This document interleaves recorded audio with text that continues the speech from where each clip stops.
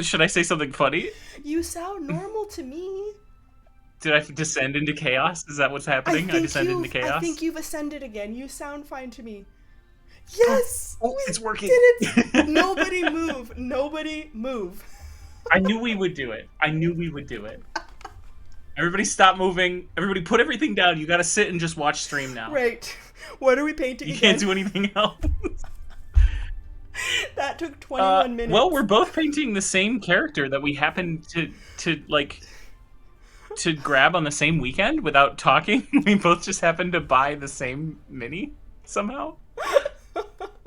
So I was like, "Hey, we should paint those together." Yours looks extremely good. Mine Thank looks you. extremely primed. We'll get there. We'll get there. Yes, we're all good. Thank you. Thank you. Thank you guys. Okay, everyone. Hold on. Let me go back. So, Jamie says I'm never centered. No, I don't. You see, you've been in my chat. You know I'm not centered. paint more to your left, JB, she says. I can do that. You need to paint near Witty. I need to paint near Witty. Yes. Oh, okay. It is flipped. Why is it flipped? I mean, I'm not going to get super picky. Like, we're here. It's going. Great. But you know what? Hold on. I'm going to pull up my phone and look at the Let me stream. adjust. I'm gonna have to. I'm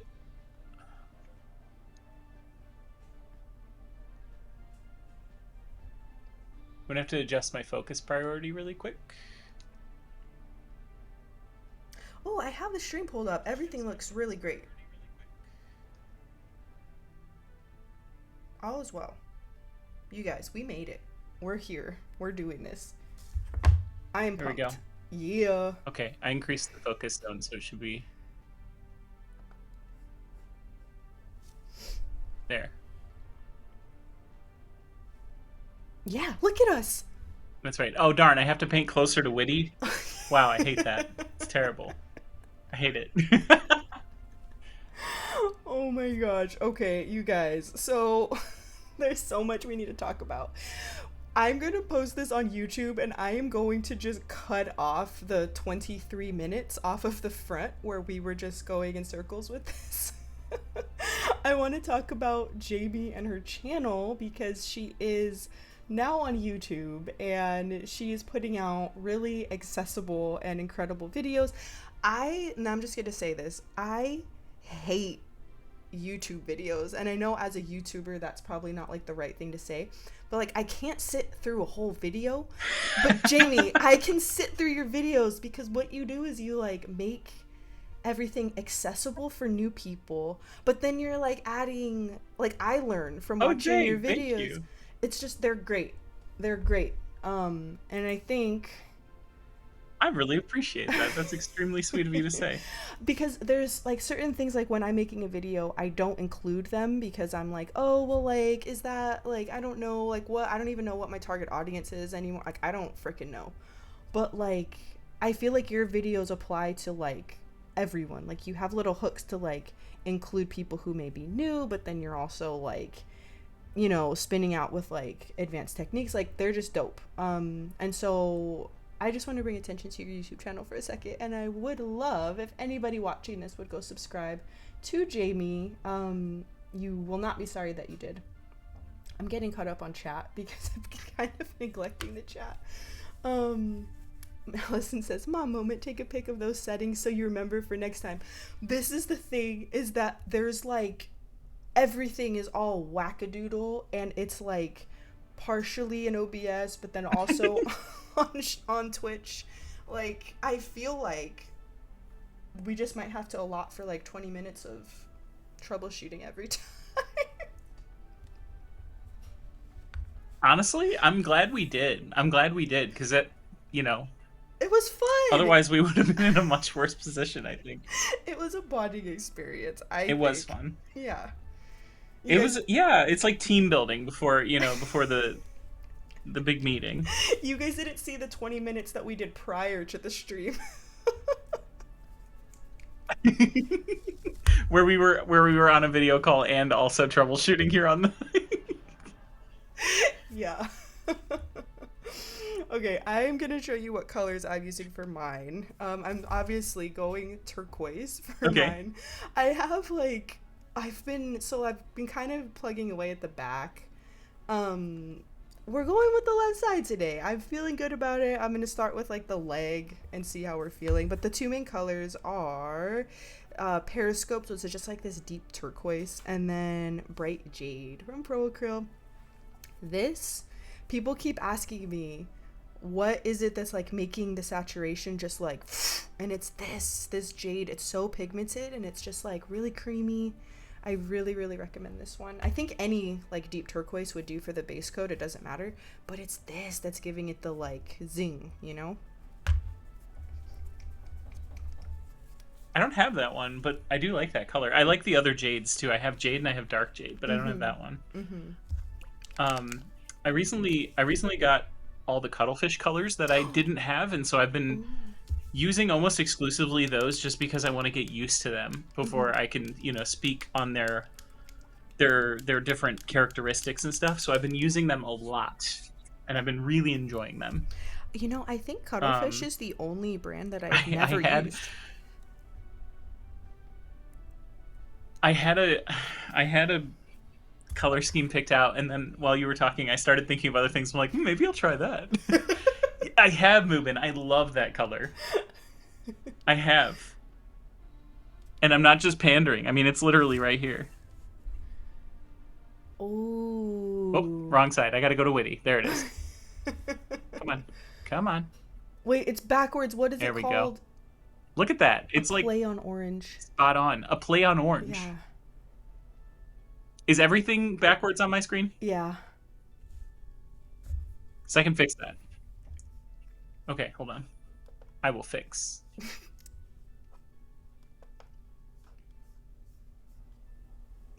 There you go. How do you like that? Oh yeah, everything's better. Wait, go closer to wait. You guys, on my To screen. you. Oh, wait.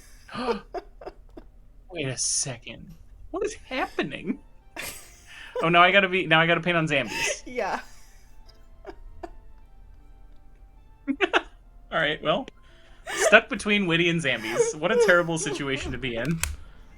So when I promoted the stream, the first So thing what I I was gonna said do, was painting tips maybe, but warm conversation definitely because it's like what is happening? sidetrack. Yeah, I was giving Mubin a hard time because he was like, "Oh, this is gonna be so sidetracked." I'm like, "Mubin, come on, me sidetracked? Never, ever. Wouldn't do that." Not I. I did you? I want to show you really quick. I don't know if you saw this. I already streamed once today. And I did my four color Ooh. challenge, and this is what we painted. Where is that thing Oh, from? oh, there he is. This is from originally Blackstone Fortress, and then Oh. it's in a box I got from what do you call it? Thinking bookstore, Barnes and Noble, for like $35, and Oh. I bought it because it was a really good deal, and also Hive Market got me into into Necromunda now. So um, yeah, I just so happened to like have it, and I primed it last night, and then yeah. So chat helped me pick out the colors. I'm covering them with my thumb on accident. These are the four colors we used right here. Wow. That looks So really those are the good. only colors we ended up using to paint this. Thank you, That looks thank you. really I'm really freaking happy good. with how it turned out. Yeah. You should be. Thank you.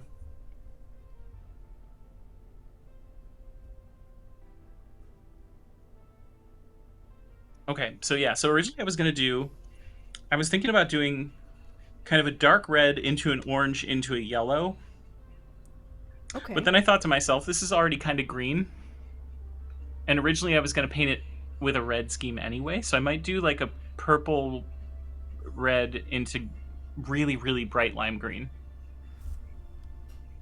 Purple red into lime green. A Oh shot. See how that yeah. goes. Yeah, no, Why that would not? be good. I love pairing red with green, not in like a Christmassy Most of the way. time, Exactly. I'm gonna go for something more like this, like a Yeah. like a really really bright fluorescent, not fluorescent, but really really saturated like bright green. And I think Yeah. that with like these two, this dark purple and this brick red, kind of use that to move up into it. Mm-hmm. And then if I need to, I can always brighten the red with this orange that I have here. So Mm-hmm. we're gonna try it. Why not? I'm excited. I feel like every person ever paints their We'll see Votann how it goes. turquoise. So I don't know. I've given up on being unique. I used to try to think of all these unique schemes. I think I got like color scheme fatigue. And now I'm like, okay, like I'm just gonna do box art. Like whatever. We'll see. But I like to do like the creative I got to this point underpainting. where, Sorry, go ahead, Jamie. yeah, I actually started doing the underpainting because I would really enjoy the stuff that you were painting. Oh, So I was thanks. like, I want to do more stuff like that. Mm-hmm. Yeah. Yeah. Well, and like, yeah, so like I started trying it and I'm really, really into it now, especially since a lot of the cuttlefish colors I'm using are glazes. Mm-hmm. So it kind of makes sense to do that over an underpaint anyway. Yeah. Um, and I've been really, really enjoying it. And it's honestly, it's made a lot of my painting go faster, which is wild because I already paint pretty fast. Yeah, no, that's like the whole thing. Like people always say, like, how do you get things done so quickly? And well, not anymore now that I'm taking like 100 years on a single model. But like before, I could just crank them out, and it's like with underpainting, it just you start the model and it already looks like some degree of finished because it already looks cool. So Yes, anything, exactly. yeah, like anything you add on is just bonus. And it just, yeah, it really expedites things a lot. You have to take a little bit more time up front to do the underpainting, but you more than make up for that, like, off the end. Do you do I your, think it helps kind of shake up your normal volumetric highlighting too. yeah, yeah. Do you do your underpainting You get to with a mess around with brush a lot or more. with an airbrush? I did this one with an airbrush. Most of the time I do it with an airbrush, but it depends. Like if I'm just priming black, I'll do it with a brush. Yeah. But I happen to be, around the colors that I wanted to use last night anyway. Mm-hmm. When I went through and did a bunch of priming, I'll save all my priming to go all at one time, and then I'll prime for like 2 hours. Yeah. So that was last night at like midnight. So I was up till like 2 a.m. priming last night, Oh. just because I don't think ahead.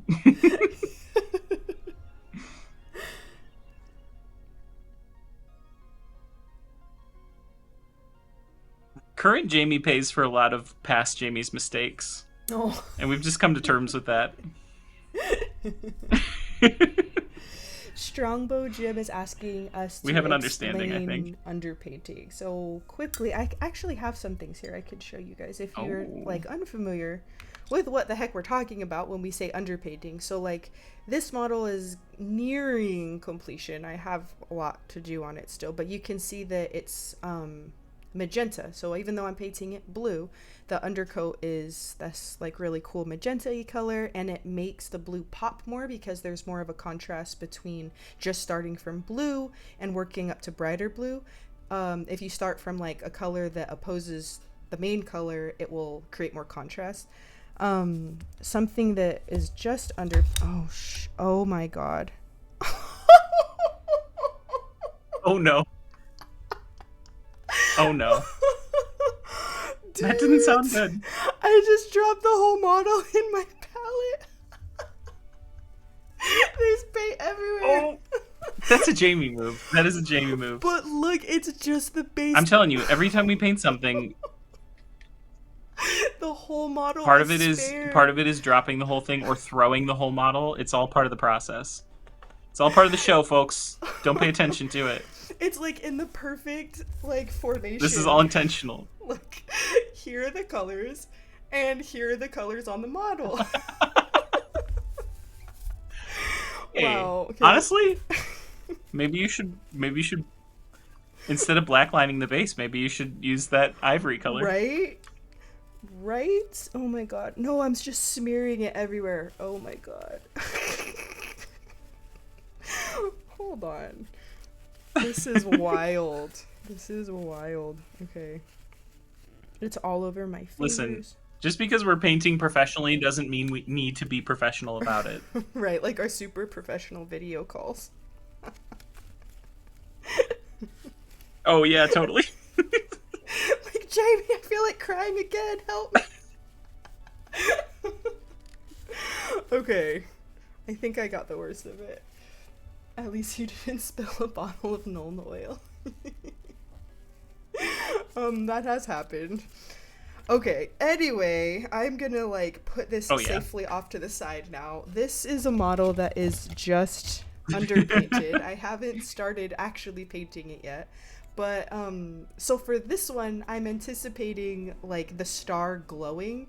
So I did all of the like colors around the star a brighter purple and then darker purple on the front where there's not a direct light source. So just by doing that underpainting around what I'm anticipating to later add OSL to, it'll just make the whole thing like pop a lot more.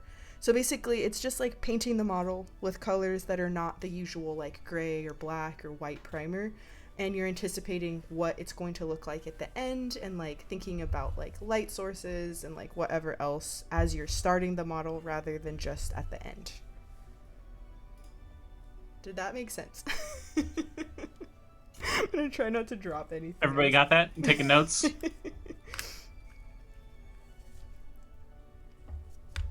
Kind of.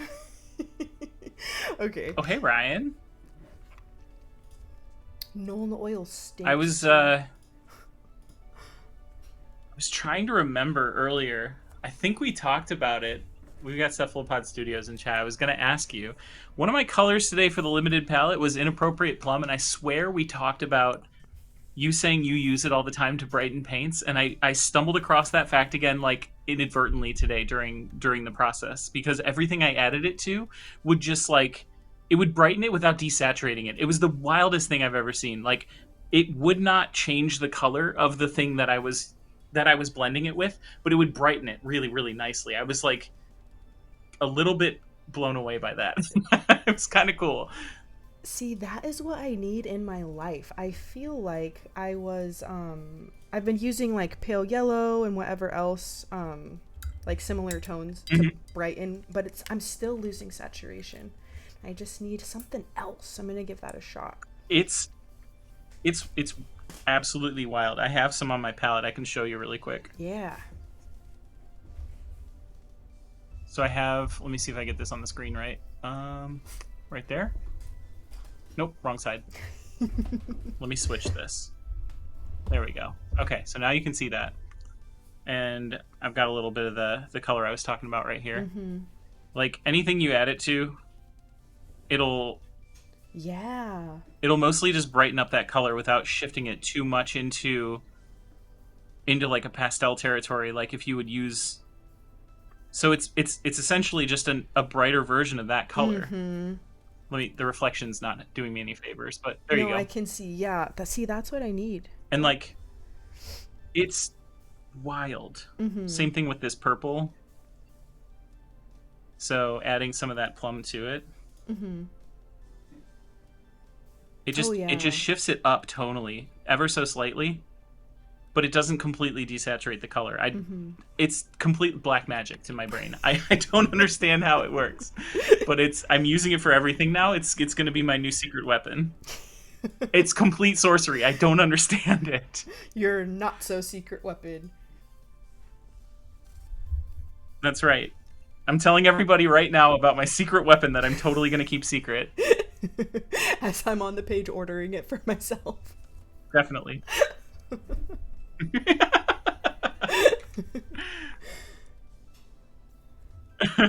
It's about to be our secret weapon. Great. That's right. That's right. Yeah, we'll threaten you with the stab crab. This was Inappropriate Plum from Cuttlefish. I've been using it to lighten everything, and it's just, again, I don't understand the color science behind it, but it truly like I've been able to brighten all of my colors without completely desaturating them to hell. It's awesome. Isn't it so exciting when you find a new thing and then you like level up? I hear the Yes, little I like I'm achievement in always my trying to brain. find a new thing, and then I just forget about it half the time. I'm like, cool, I found a new thing. Now I need to remember it. And you think I would write it down? Well, now No, everyone will keep no us way. accountable. That's right. That's right. So how do you think? You said we've talked before, and you've talked about your history with teaching. And we shared our love of like language arts as our study field. Yes. How did you end up like? How did you end up doing this? How did you end up getting into this space? And like, how did you teach yourself? Because I feel like you're self taught, right? Yeah. For the most part. Yeah. Um so okay. Because your grasp of lighting is astounding. It's so good, and I Thank want you. to know what you, what kind of like infernal contract you signed, so I can also get in on that. That's so nice, Jamie. No, so okay, the whole story. I've painted like a few models as a kid, like just for D&D. Totally crappy, like no primer, metal model, enamel paint, like huge brush, just right on there. So even though I painted models since I was a kid, I don't consider myself like actually refining the skills since I was a kid. Um, but I've always been like into gaming, into nerdy things, like whatever. It wasn't until college that I like properly got into the hobby, and I started with Warhammer Fantasy. Loved it, like absolutely loved it. Went from like zero to obsessed in like a day. And then after having so like I kind of painted, I guess it was like army painting. Like I just painted a whole undead army. It wasn't like particularly skillful or anything. It was just like tabletop ready to play with for fun. And then after having my kid, I just felt like I needed something to do, like that was my own thing, that was exciting and that wasn't related to being a parent, because I felt like that was like my whole identity after that, and I didn't want that. Like I wanted to still have my own thing. Hmm. And then I just like kept wanting to get better. I watched one of Goobertown Hobbies Hmm. videos, and like it just like reignited something in me, and I just wanted to like keep pushing myself to try harder and do better. I made my YouTube channel, and I found that to be a really good way to like keep track of my progress, and like I don't know. And then it just kind of happened. So it wasn't like, oh, I'm going to do this professionally thing. It was just like a, this is really cool. I like doing Hmm. this. I'm going to do it thing. And then it just kind of like spiraled. And now it's like, okay, I should be going back to work, but actually I can just do this. And so now I am. Hmm. So it was kind of like an accident, I It's guess. it's interesting to me because a good accident. I mean, Yes. I don't know. I can't speak for chat, but I'm glad you ended up there. Oh, thank you. Um, it's it's interesting to me because sometimes so I'm new to the content space for the most part. You could Mm-hmm. say I'm new. I've been streaming full time for about a year now, but like now breaking into YouTube and all the other platforms that you need to in order to grow. Sometimes it makes me wonder if there was like a golden age that a lot of us missed. Anyone who's breaking into content now, there's still growth, there's still like potential and stuff like that. But I feel like there was like there was a moment Mm-hmm. where a lot of people, because we're in the golden age of minis, just full stop right now. I'm pretty sure. It feels like so much cool stuff is coming out, and like nonstop. There's always options that aren't GW, and otherwise there Mm-hmm. are plenty of awesome GW stuff. Things that are coming out too. But I'm wondering, content wise, was there? It seems like there was a glut where a lot of people jumped on around the same time, and that's where a lot of people that are now sort of in more recognizable people in the sphere Mm-hmm. are got started then at the same time. You know what I mean? So I'm Yeah. just so curious about how things are going to evolve. Mm-hmm. Yeah. No, I definitely get what you're saying. I feel like there was that point. And sometimes I wonder, I actually have had this similar thought. I wonder, like, if I had started my channel, like, during that point, would it be bigger by now? I don't know. I've kind of like lost my YouTube mojo recently. I kind of have talked about this in previous streams. It's exhausting how unpredictable it is, and I find Twitch to be a lot more predictable. Like you Hmm. can kind of get an idea of like, okay, I'm going to do this and this is going Hmm. to be the input and this is going to be the output. But for YouTube, it's just so unpredictable. You can Hmm. spend Hmm. hours and hours and hours filming and editing and doing the whole thing, and then the video just like flops. Or you could just throw something together really quickly and then that Hmm. video does really well, and it's just the unpredictability of it just like stresses me out. And I was just like, this is becoming a source of stress for me. I'm going to take it easy for a little bit. I'm not quitting. I'm not going to Yeah. ever say that I'm never going to like make a video again, because I already have a couple ideas of things that I think I would enjoy doing, but Hmm. I think I'm just going to like let it take the back seat, because Twitch is something that's like bringing me a lot of joy right now. Hmm. So you got to follow the joy, man. Yeah. Oh, absolutely, Yeah. absolutely. It's the only thing that keeps, like keeps things fresh. Mhm. Mhm.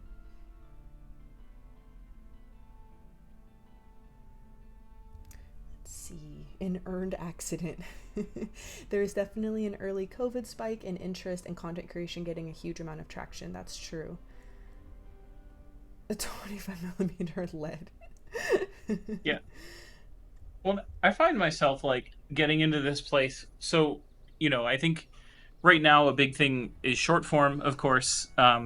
Every platform's pushing short form video and stuff, Yeah. and I'm so curious because I feel like short form is its own beast. Like having the understanding of what works well in short form, and like I call it content brain, where it's like you look at something and you go, oh, that would make good content. Do you know what I mean? Mm-hmm. Mm-hmm. Um, I feel like that's a hard thing to develop, Yeah. Yeah, for sure. I've because it's been too easy to get into a position where you're like everything can be content, and then that's not good either. right. No, yeah, it's rough. It's hard to make those calls. And I feel like, I think we also said this a couple streams ago on, I think it was your stream or maybe my stream. I don't know. It was like, when you're allocating yourself to like 5 different platforms, it can be really tough to figure out like how to Mm-hmm. allocate that time but and Yeah. energy, but then also like what's going to be for which platform and like which thing would make the most sense. And like Mm-hmm. running a Patreon account, running a YouTube, being on Twitch. Like I've been recently making a lot more reels on Instagram, and actually reels are like the easiest thing to make. They're so quick and simple, and they do really well usually. Like, so it's like you get that instant like, oh, this did really well for like minimal amount of work kind of feeling. I like that. um but like it's Mm-hmm. rough because I'm trying to like get more stuff out on my Patreon, and then I feel like I've completely neglected Mm-hmm. YouTube. So like Twitch is just like the best because Mm-hmm. I'm getting work done on a model that I want to have finished, but then I'm also directly interacting with the community like right here. There's no lag time of like, oh, they posted a comment or sent me a message and then I'm responding. It's just like boom right here. It's Mm-hmm. close, and I feel like I just really Right. like Right. that. Yeah, we had a conversation like that, and I've been having conversations over the past few weeks with other people where, like, I feel like you and I tend to occupy similar spaces in that we both kind of see ourselves as painting educators, and Mm-hmm. it's not to say that other content creators don't focus on those things, but I feel like you kind of get to pick and choose a couple things, but you can't be all the things. You can't necessarily be like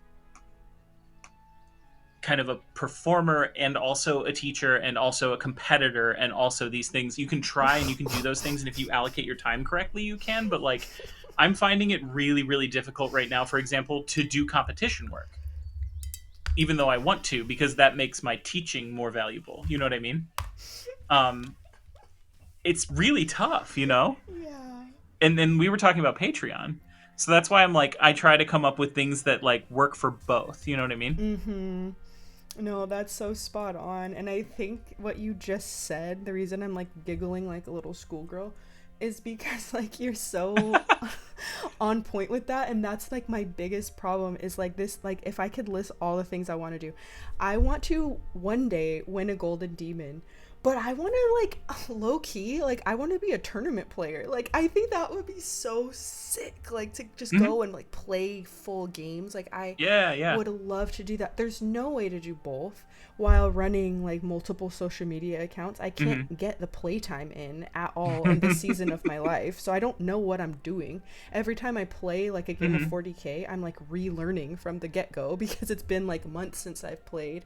And Oh my like I gosh. just want to do like all of the stuff. Like I I want haven't to. even touched a game of 10th yet. Oh, it flows better than ninth, I will say, but it's rough. Like I want to be like a Yeah. competition painter. I want to teach mini painting classes. Like that's probably like my top goal for myself Hmm. is to do that. Like teach in person, like real life classes in a room of like Hmm. real people. It would just Hmm. be so cool. But like there's just no way to do all of the stuff. And then like when you try to do too many Right. things, then you're doing a That's subpar job at all of the things instead of being really great at like one thing. yeah, yeah, yeah, yeah. That's this year. If all goes as planned, I should be teaching quite a bit more at cons. I Yeah. just submitted 12 classes to Gen Con. Woo! Um, so we'll see how that goes. They need to be accepted. Mm-hmm. I don't see a reason they won't be, but that's going to be one. I'll be teaching at a couple small cons too, like local cons and things like that, and then Mm-hmm. Origins as well, Dude, that's freaking because that's a awesome. goal of mine too, and we've talked Yeah. about that before. So Yeah, Jamie, that's awesome. That sounds so exciting. I want to hear, you don't have to like say it like on here if you don't want to, but I want to hear at some point like what the classes are oh, that you submitted for oh Gen yeah, Con, no, I mean. totally, I can talk about that. Okay. So the three I submitted for Gen Con, it's three different classes, and like there'd be four different sessions for each of them. Mm-hmm. And the three that I submitted are going to be a basing class. So, Ooh. what techniques I use for basing. There's going to be one about paint thinning, but I'm kind of proposing it as a glazing class. Mm-hmm. Um, and then the last one is going to be a class on my four color method that I tend to use. Ooh. So, oh, I should turn those alerts off, huh? I'm basically streaming from my OBS as well, Oh. and so anything that happens on my end is going to play. So my follow alert just played. Let me see if I can turn that off really quick. I want to take your I'm basing gonna I'm class. gonna be streaming tomorrow and be like, why are my alerts working?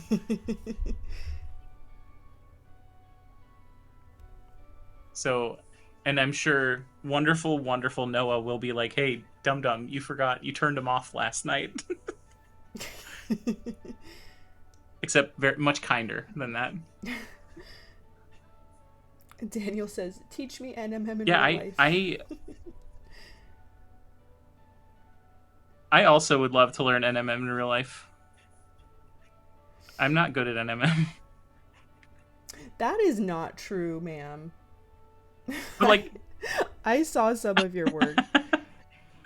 I can fumble through. I can fumble through. I get lucky a lot.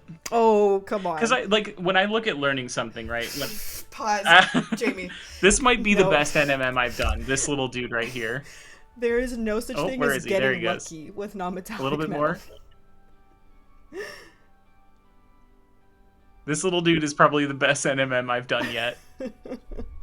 Oh, and of course it's not going to focus. Hold on. My camera's struggling today. Oh, This was another four color challenge. You can see the swatch on the base. This was yeah. the trickiest four color challenge I did. That thing is It was so adorable. hard. Where is that model from? But yeah, anyway, I want to I want to learn it like yeah, here actually this is the bigger one. You can see a better example of how it turned out if it'll focus again. Come on now. I see it. There we go. Um oh, come on. There we go. There we go. Okay, so like when it comes to when I think about learning things, I want to learn them in a way that I can grasp them fully so that I can then repeat those things and Mm-hmm. also teach those. You know what I mean? Mm-hmm. Um, I don't know if you take a similar approach, but like I try to do it because that's my ultimate goal. Just like you said, is kind of painting education if I can, and Mm-hmm. so I like to try to approach things from the perspective of, okay, I want to learn this thoroughly so that I can put it into simpler terms, or at least like more streamlined explanations. Mm-hmm. I think you definitely do a good job of So that. I don't know if that's an approach you also take. I feel like when I was teaching, like high school, I taught English. I think one of my strengths was definitely like taking something complex and scaffolding it, breaking it down so that anyone with any learning style could understand it and apply it. And I think I haven't Mm-hmm. like taught any mini painting classes, so I feel like I haven't had to put much thought into like scaffolding in such a way. But that was always like my favorite part. Like I know a Mm-hmm. lot of teachers hated lesson planning. Like everyone at staff like meetings and stuff would complain that, oh, we have to do all this lesson planning and show our lesson plans. I loved it. Like just like anticipating like what was going to happen. Like I don't know. Things never go according to plan, but I still like having the plan. And so I don't know. I feel Yeah. like once I Well, apply that skill, I it think would be that's fun. I think so. I feel like that's a probably an edge that you have over a lot of the other painting teachers is that you've studied you've had pedagogical study. You've been taught to teach. You know what I Mm-hmm. mean? Mm-hmm. And I don't think you necessarily need that to teach, but I think it's helpful. You know, you Yeah. have more objective, skill based methods. I think. Mm-hmm. Yeah, for sure. I feel like so many of these things seem complex, but then all you do is just break them into chunks and then they're totally doable. Hmm. Hmm. I completely agree. Hive Market says, OBM, you were very good at that on here and YouTube. Thank you so much. I really appreciate that. I'm trying. We're out here trying. Gosh, I am so far behind on chat, you guys. Oh my gosh.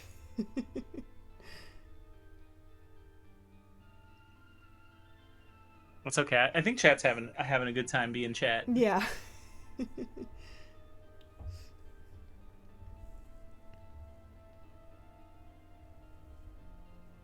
Sometimes I joke about being a Twitch streamer kind of feels like what I imagine being a kindergarten teacher is like. Because half the time I'm just like standing there on screen. Like there's a good amount of time where I'm wearing something silly, and uh, and I'm also just doing things to get people's attention, like Yep. to hold people's attention. So like a lot of it is just me being like, "Hey, look at me," and just being a goofball, which I love. I'm all over that. I'm into it. That's so funny. I think it also depends who's in chat. Like when we have our silly group, definitely resembling kindergartners. Oh, for sure. The little repeatable phrases and stuff. I'm like, all right, Yeah. everybody, it's nap time now.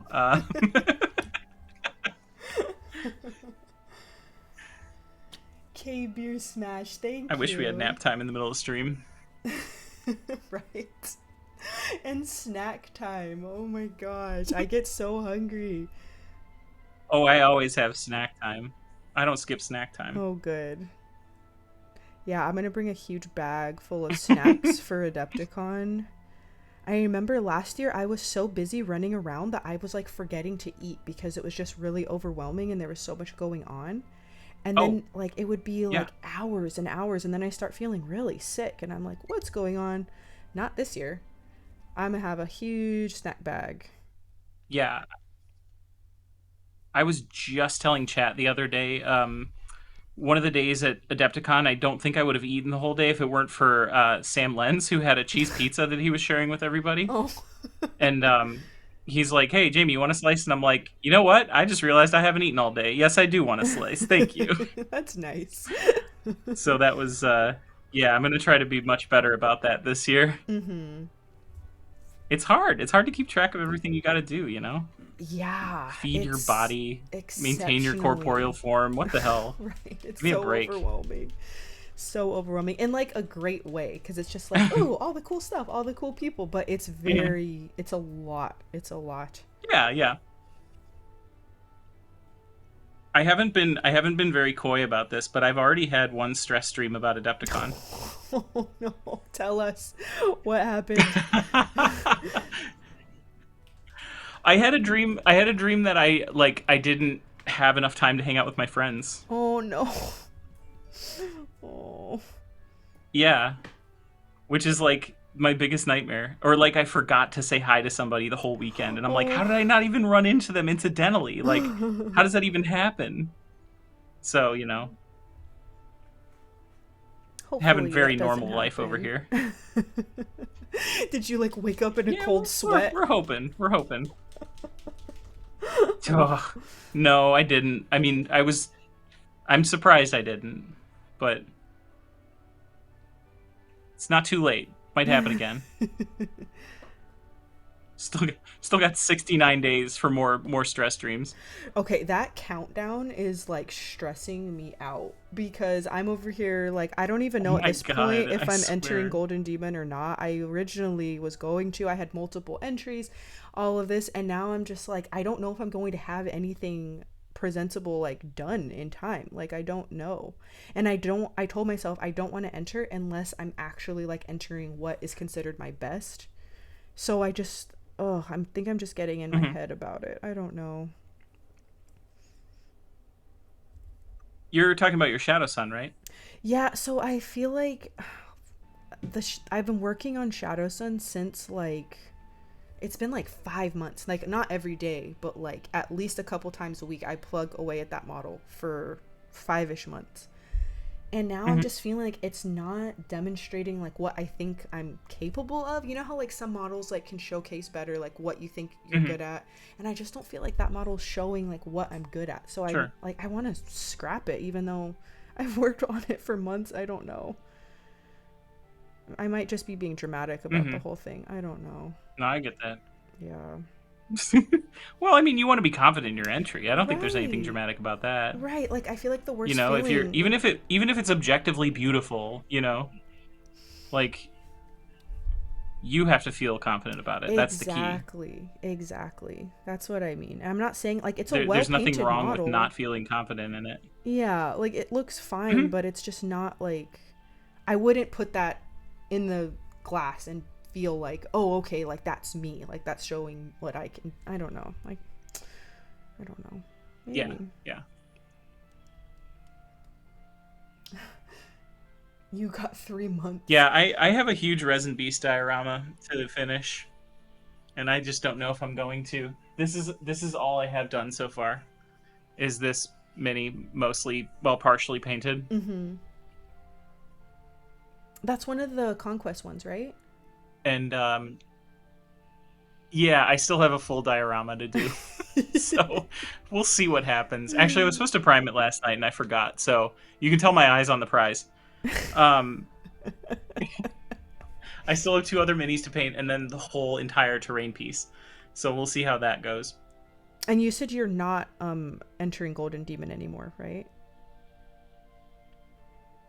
I don't think I'm gonna have time because I'm also another side project I'm working on is getting a playable prototype of my game done Mhm. so that I can bring it with me to Adepticon and demo it for people. Mhm.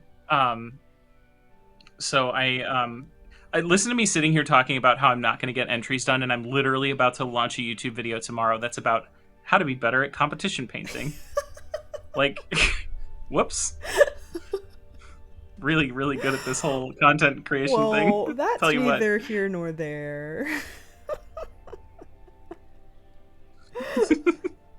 I was so busy making the video that I didn't have time to paint. That's what it comes down to. I think I feel that. I do. I make sacrifices for my art. I have this video that I've been working on for about 5 months, and it's the start of like the beginning of it was gonna be like a progression video where every month I check in and talk about my Golden Demon entries and my mindset, and then at the end it's gonna be me putting my figure into the glass case and like walking away. So in the beginning, the first couple videos were Hmm. so excited. It was all about like all the ideas that I had. This was going to be the best thing ever. I'm so excited, la la la. And then like every video is progressively more like morose and like sad. And then now I just stopped filming them completely because it's just like I don't want to, I don't know, be a downer, but I'll probably still post the video at the end, but Well, I mean, I don't know. I don't know if everyone else agrees in chat. You can tell me if I'm wrong about this, but I personally think that showing the the whole process, like thorns and all, is really valuable. yeah, yeah, Because it's for like sure. otherwise you're just getting the good stuff, and then when your experience doesn't mirror that, you're like, what am I doing wrong? Right. If you Yeah. don't have moments where you're like, I just want to throw this whole thing away, because everybody has that when they're doing competition work, right? Yeah. Everybody has that moment. I literally made a joke about it in my video where I like throw sprues into a garbage can. Um, like if you have that experience, that is totally a reasonable and realistic and totally like normal experience when it comes to big sweeping projects like these. Mhm. I mean, anybody who's in chat right now that's working on competition pieces, how many times in the past month have you just wanted to bin the whole thing? Honestly, We got rated. Thank you, I think it's a Grumpy part of the Crane. process. How exciting. Welcome, Grumpy, hey guys. buddy, So long time no we see. are working on our Votann. And funny story, Jamie and I actually both got this model the same weekend. It was not planned. We're just in sync like that. And now we're painting it at the same time because we're in sync like that. This was planned though. That's right. I was Steph. I was telling everybody earlier on my stream about how, because somebody was like, "I love that I'm not the only one who paints the back of my thumb when I'm painting," and I'm like, "Yeah, I test out like the consistency of my paint. I want to see if Yeah. it's glaze or if it's way too opaque." And one day I was just like, I posted my thumb with paint on it on my Instagram story, and I was like, and then Steph out of nowhere just responds with a picture of her thumb with paint on it, and I'm like, and then we kind of just became friends after that. Like, That was the it's day, just sort of right? a secret code, I guess. I don't know. Yes, because we had exchanged Mm-hmm. words before that. You seemed super nice, and I was like, I'm gonna befriend her. But Yeah, that yeah, was yeah, like the day that it actually clicked, and I was like, oh. yeah. Yeah, yeah. Oh my gosh, that's Oh. so funny. It's our secret code. Yeah. One day I want to get All like of a us mini painters. tattoo of It's how we like secretly communicate. all of the like regular paint markings, but just have it be there permanently. That would be really cool. I really, really like that idea a lot, actually. You should do it too. Do you have any I tattoos, Jamie? legitimately, every time I go to like Adepticon or something like that. What's that? Do you have any tattoos? I do. I have quite a few, actually. I Ooh. have the most relevant one to everyone is my wargaming. It's like an homage to wargaming. It's a 6-inch ruler on my forearm. Ooh. So that's one, and then my board gaming one, which is the meeple that I have on my finger, Oh. Oh. I and love then my dagger, that. Yeah. How have I not seen these?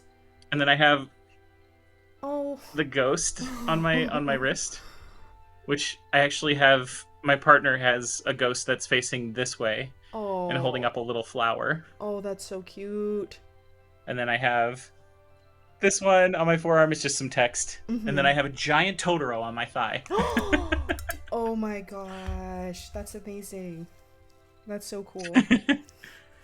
The Totoro was the beginning of a larger piece, but I ran out of tattoo money, so that stopped happening. Bloody So Rusty this is my Studio. official call to anybody in the audience anyone in the audience who is a tattoo artist and also wants painted minis. Let's talk. Hold on. Bloody Rusty Studio says, Jamie can tell you. By the way, when I read what you're saying, because it's in caps, I'm gonna kind of yell it because that's just how it sounds in my head. Jamie can tell you I'm entering all the competitions at Adepticon. We both know you got it in the bag for your entries. Just don't be dumb like me. Know when to scrap a project when it becomes too much for you to handle. So, I think, let me grab my Oh my shadows. gosh. Hold on. I am so far into I painting think your Shadow Shadow Sun looks Sun. superb. Thank you. I feel like it's not like showing on camera Mm-hmm. very well. Hold on.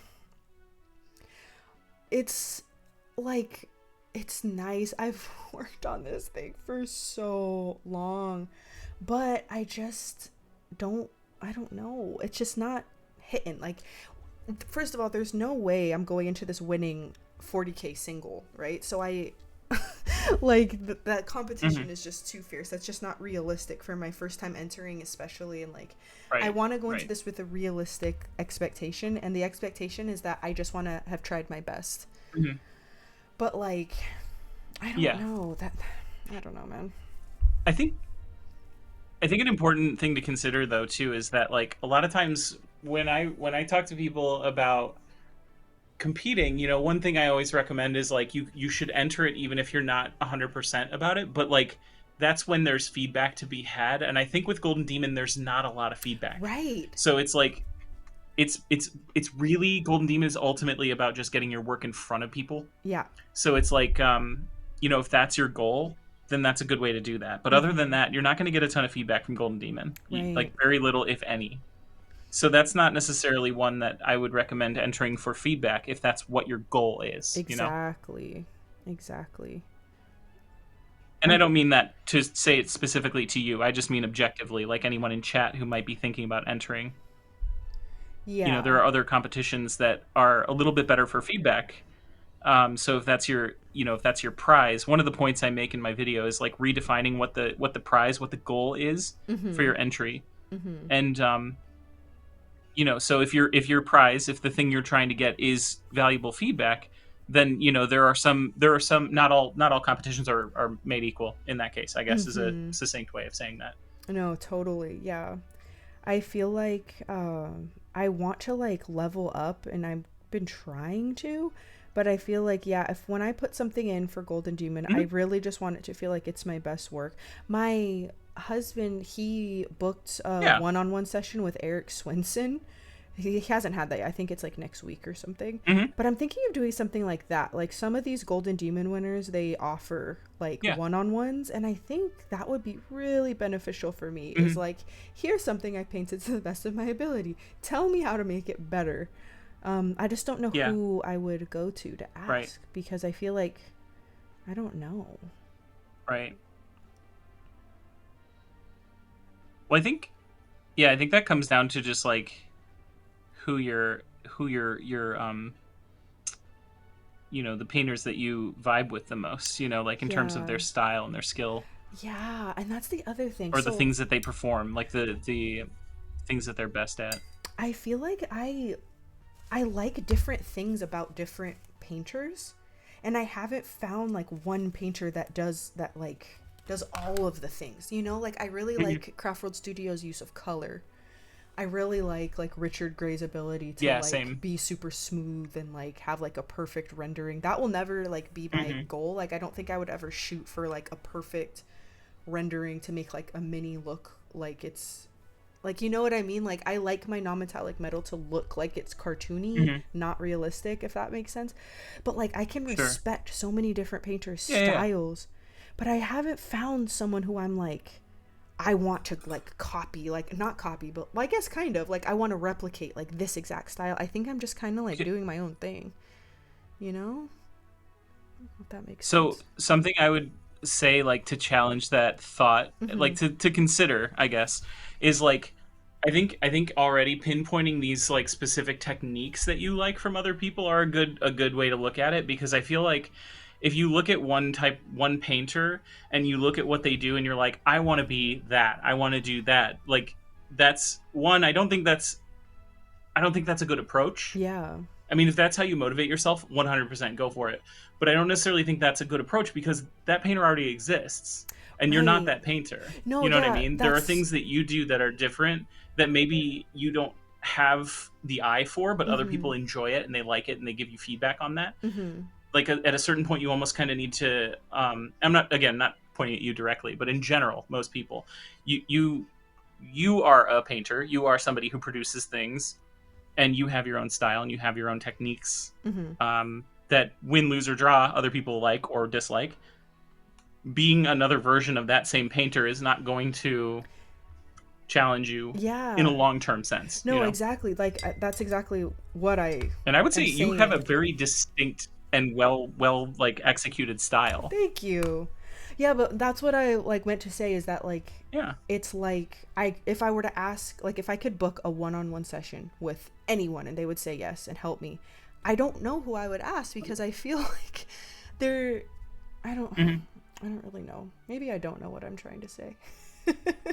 There's no one that I feel like I would go to and be like make this better and like I feel like everyone just has their Yeah. own style. Like art is so like subjective. So how do you I don't know. I have trouble with the same exact thing. Like in my Discord, one of my perks for like my top Patreon tier is you can send me pictures of your models and I will give you like direct and honest feedback to the Hmm. best of my ability. I really struggle with it because I Yeah. feel like someone sends me something and it looks great the way that it is, but they want it to look a different way, in a way that's like more like my style. That's why they're paying for Hmm. my Patreon tier. Like that's they're paying for Hmm. that benefit. And I feel so Yeah. Yeah. uncomfortable like saying like make your work less like yours and more like mine. Like it's just like a really it's an uncomfortable thing that I hate. Yeah. Yeah. Well, and I guess that comes down to as you personally like as you already assessed like what they want out of it. Because so I did some judging at Gen Con this past year, and Mhm. I think one of the something that I've like really quickly picked up on, and something that I feel like is really important to analyzing other people's work is relativity. Mhm. So by looking at somebody's work, if you can guess the relativity of their skill level and see if this is something that is something they're consistently producing, or if it's something that they really worked hard on and tried new things and really pushed those concepts and those topics, Mhm. like I think judging it based on if it's something that they really went for it, right? Quote unquote, went for it, then judging it really harshly is not necessarily going to provide them with as much valuable feedback as if it was something that you can tell they're comfortable with. Like, let's say Mhm. they're really good at NMM and all they really, really do is NMM on a model. Well, then at that point, you can judge it a little bit more harshly because it's clear that relative to the rest of the model or the other things that they're doing, this is a strength that they have. Mhm. And so to truly grow in that strength, having more critical feedback is important. But Yeah. when they're trying new things, giving like lighter but more consistent feedback is also important. So Yeah. yeah, I don't know. I guess in terms of like when you're critiquing somebody's work, I think it's really good to consider. Again, it's not flawless. Your interpretation is not flawless, but like assuming where they're coming from as a creator, and how that's relative to what they've produced for you and where their vision is to take Mhm. that model. You know what I mean? Yeah. I, No, I said for a lot of sure. things. I don't know if that made sense. No, no, but I think the first thing you said about assessing what their desired outcome is really on point because you never know. Hmm. Like I always try to get an idea of like what are you going for? Like what's the color scheme? What are you planning on doing for this part? What are you planning on doing for that part? You know, trying to really get an idea of like what their goal is. Because it's Yeah. like sometimes I'll get a picture of Hmm. something and like for me I would never pick those colors. I would never pick that model. I would never, you know what I mean? Like I hate corn Yeah. models. Like Yeah. Yeah. but like so to me there's just so many things that I would change, but their goal is obviously different than mine, and so yeah, it's just tricky. Hmm. I don't like it. Yeah. um I don't know if Eric Swinson was a Golden Demon judge last year. Was Eric Swinson a Golden Demon judge last year? No, he I was wouldn't be a surprised. Romani I know finisher. he was a judge at Nova. The judges at Nova were He entered Golden Demon. there were a lot of them. I don't. There's no value in me listing them all off, but Mm-hmm. I think Eric Swinson was a judge at Nova. Yeah, Mm. but I don't know about Golden Demon. Mm-hmm. I know he entered Golden Demon, so I don't think he could have been a judge at Golden Demon. Yeah, that's true. Although sometimes you can enter and just you can't enter the category that you entered in, Oh, really? or you can't judge. Sorry, the category that you I know what entered. you meant. Yeah, yeah, Hmm. yeah. It depends. It depends on the con. I don't know that Golden Demon is like that, but I know at Gen Con I was able to judge, but I just couldn't judge the category that I entered Mm. for obvious reasons.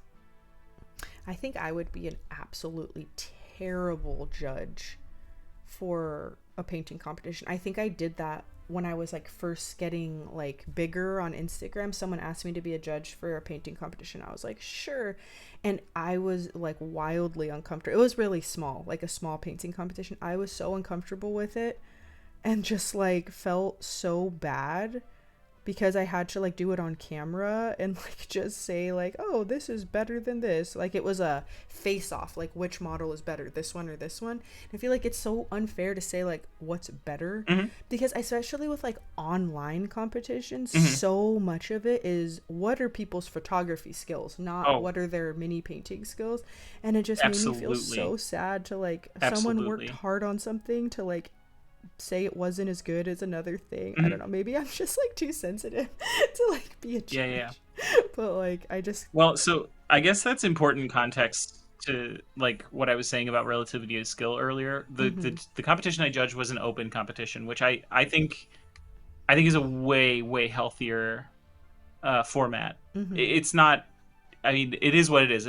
Like Golden Demon's Golden Demon. That's not going to become an open format uh, competition anytime soon or ever. But like Mhm. open competitions are, I just feel like healthier for new painters, or I mean even seasoned painters, because I think that's where you get that valuable feedback where you're hearing about the things that you can improve, Mhm. and like getting that, like, oh, tighten up the OSL here or something like that. Like you get irrefutable feedback on what it is that you need to do. But you also get a relative score of what your performance was, so you can kind of see if you were silver in that category. For example, you can compare your score to other silver winners, and you'll still get silver. You'll still achieve, but you don't necessarily, it's not this like podium thing where it's top Mhm. three. It's like you still get some sort of achievement, but you Mhm. also get a lot of feedback because usually it's judged by a panel, and that panel has to provide feedback. Yeah. That sounds a So lot I don't better. know. I like that format a lot better. Yeah.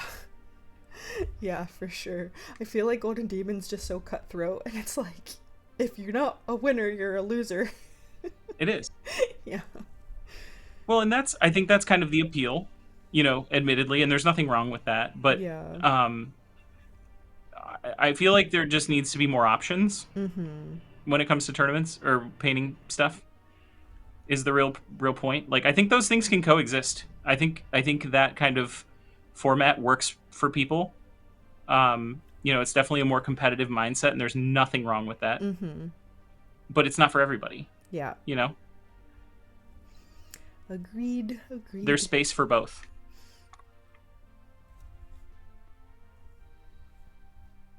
We can have a feedback giving chat at Adepticon. That sounds good.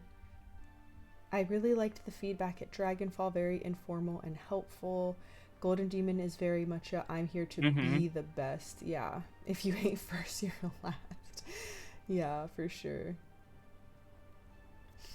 Yeah. I feel like yeah, I have such mixed feelings about Golden Demon. I feel like it could be a really great and cool thing. I want the experience of entering and doing the thing, but I don't know. Right. What I did like, any videos that I've seen of the awards ceremony, I really like how hyped people get, how everyone is just like cheering. It feels almost like a sporting event. And I feel like that's an energy that doesn't really exist in very many places in the mini painting community in that way. And I just think that it's Mm-hmm. really cool. It's really cool to see people get recognition after they've like put hundreds of hours into a single piece, you know? Yeah.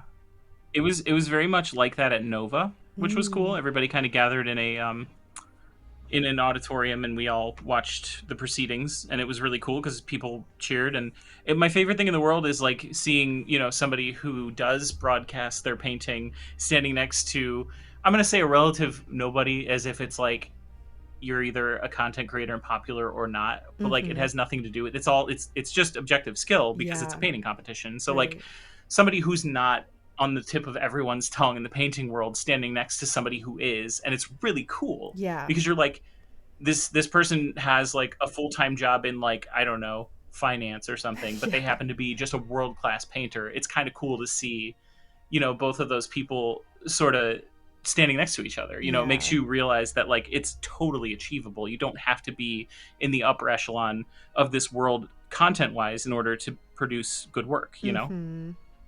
I had never thought about that, but yeah, you're right.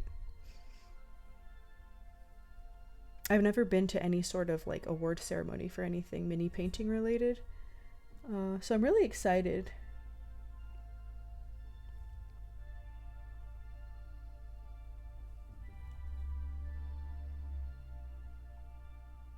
Uh oh. Do you have any other plans for Adepticon that like you play in any games or So I signed up for a few classes. planning on getting into trouble? Yeah. I think I have like one class on each day. I didn't want to like over flood my schedule and like get stressed out about like having to do Mm-hmm. a bunch of stuff because last time I registered for Adepticon really late. I didn't even know that I was going to go until like maybe a month before it was time to go. So all classes were full. So I think I got into like one class and then my flight got delayed and I missed like there was like this whole thing, so I missed the one class that I did get to sign up for. So my first Adepticon was really me just wandering around, and even so, like without having anything planned, it still felt so busy and like there was so much going on and I was just like spread really Mm-hmm. thin and like all of this. So I didn't like actually plan for too much this time, just social, Mm-hmm. like I just want to hang out with people. But I am taking like one class each Yep, day. I am with you. Did you I'm sign up with for you anything, on Jamie? that. I did not sign up for any classes. Yeah. No, I did not. I it was out of my price range. Like I Mm-hmm. basically got the ticket and I'm going, Yeah. and that's it for me. Um, Oh, but at the Jamie. same time, it's also like I feel the same thing. That's part of why I had that stress dream where I was like I didn't have enough time to hang out with people, so I wasn't gonna schedule anything. Something that I But am going to try to hook you into is the Relic Blade speed paint contest because it is a free event and I'm doing it and it's going to be really, really, really fun. And I asked Sean Sutter because I didn't originally book it and I didn't like get in, and he said that since it's a free event they're just going to have like a bunch of extra seats and stuff, but basically like it's just an hour long thing where everyone's painting the okay, same cool. model and then you show up and then it's a speed paint contest and then there's like prizes and stuff. It's going to be really fun. I so I don't know if this is confirmed or not yet, but I Mm-hmm. will probably be like auditing the Relic Blade speed paint because I might be judging it. Oh my gosh! I might be. I don't know. Oh, I've that's talked so a exciting. little bit about it. Yay! Okay, so you'll be there I then. don't want to say anything like that's incorrect. Yeah. I will be there. Oh, yay. Mubin, I would love to hang out. That would be wonderful. Oh, that's Yeah, my goal exciting. is legitimately just to go from thing to thing and just keep causing trouble. Yeah. Perfect. That's what I'm there for. I'm there to spend time with people I only see once a year, you know? Yep, exactly. I paint every other day of my life, you know? I don't need to. I probably will. I'm saying that as if I'm not going to freaking paint there. I'm 100% going to be painting while I'm there, I'm sure. Do you feel weird days you don't paint? So, okay, we had family visiting, and my paint area is in the guest room. And at first, I was like, oh, this is going to be great. Mhm. Like, I'll have a break, no stress, whatever, whatever. Every single day that went by that I wasn't painting, my mood got worse and worse. I was like highly unpleasant to be around and Mm. just like really grumpy. And I realized it's because Mhm. like I wasn't like I need to be painting in order to feel okay. And I didn't know that about myself Mhm. until that happened. So, yeah, I guess I do feel weird. I guess I do. What about you? That's valuable info. I mean, I kind of feel the same way, honestly. Like when I go on vacation, I still bring my paint box even if it's just to Mm, have it there and like not paint. yeah. But it is there in case I do decide like cuz I don't know, even vacation like I think the narrative is like because we paint for our jobs essentially that like painting on a vacation is a no-no, but the reality is like you have a lot less pressure on you, and so it's Yeah. like actually one of the few times you can enjoy it and Yeah. interface with it in a way where it's like just pure creativity, just pure enjoyment, you know? Yeah. Um, so I feel like it's easy to get caught up in this idea that like, oh, I'm on vacation, I shouldn't do the thing I do all the time. Mm-hmm. And I don't necessarily agree with that. I think it's a good opportunity to do that thing without any sort of timeline or pressure or, whatever, recording. Yeah, no, exactly. Like painting just for So yourself yeah, to I mean, I guess relax that's a is long way of different. saying yeah, absolutely. It's a long way of saying yeah, I do feel weird when I don't paint. Yeah. Yeah, like painting for a commission or for It's what I whatever, it's imagine. Like different. it's like emotional. It ends up feeling like emotional phantom limb syndrome. I think. Wait, what's phantom limb syndrome? Oh, it's this sensation that people who have lost like an appendage feel, where they feel as if they still have the appendage. Oh, I guess I've never known anyone who's lost an appendage. Huh. Exactly, Cribbit. I like what Cribbit said. There's nothing wrong with reading a book on the beach, so there should be nothing wrong with traveling with your Right. paints. That's right. Oh Exactly. my gosh. The whole squad's here. Yeah, for real. Hey, Tanya. Love it. Everybody's here. We're mobbing. It's awesome. Mm-hmm. That's what Adepticon's gonna feel like. I'm telling you, Right. I'm it's so gonna be great. excited.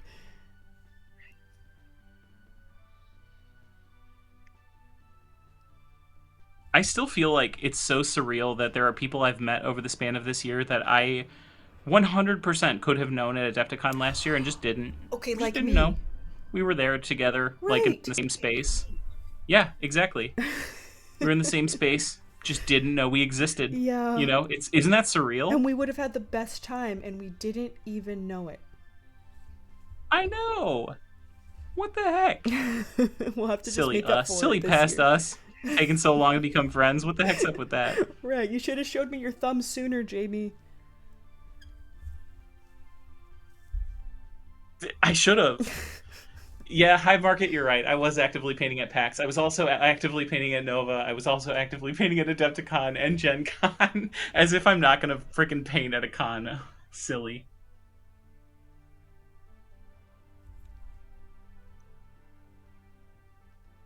I'm trying something goofy with my lighting here, and I don't know how it's going.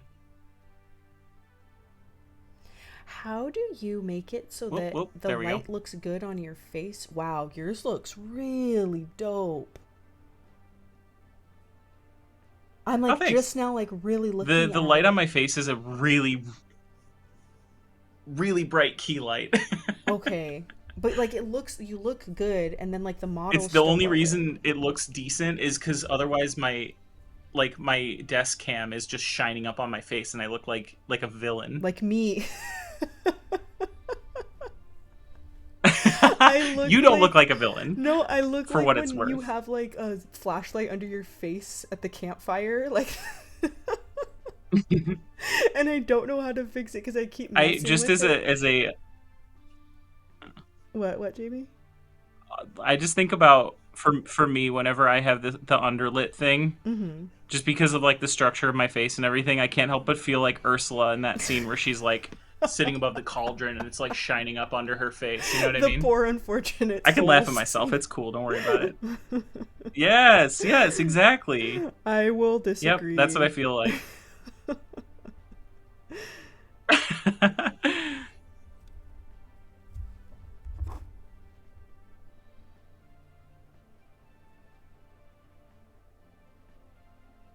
Oh goodness. I'm I just like I keep oscillating between being just terribly, terribly nervous for Adepticon and then just so excited.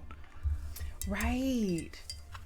I remember that first day, like when I was like trying to like get myself amped up to go to the convention center from my hotel room. I was so nervous, I almost just didn't go. I almost like I remember I posted on my close friends list Oh on jeez. Instagram like I am like kind of feeling like I'm having a panic attack. Like this isn't a good feeling. I don't want to go. I don't feel good.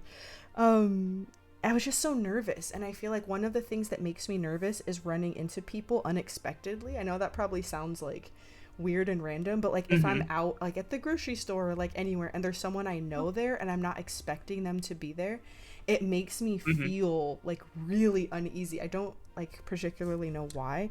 So the idea of like going to a convention not knowing Mm-hmm. like is someone gonna recognize me? Are they gonna say hi? Like la la la, like the whole thing just made me so nervous that I almost just didn't go.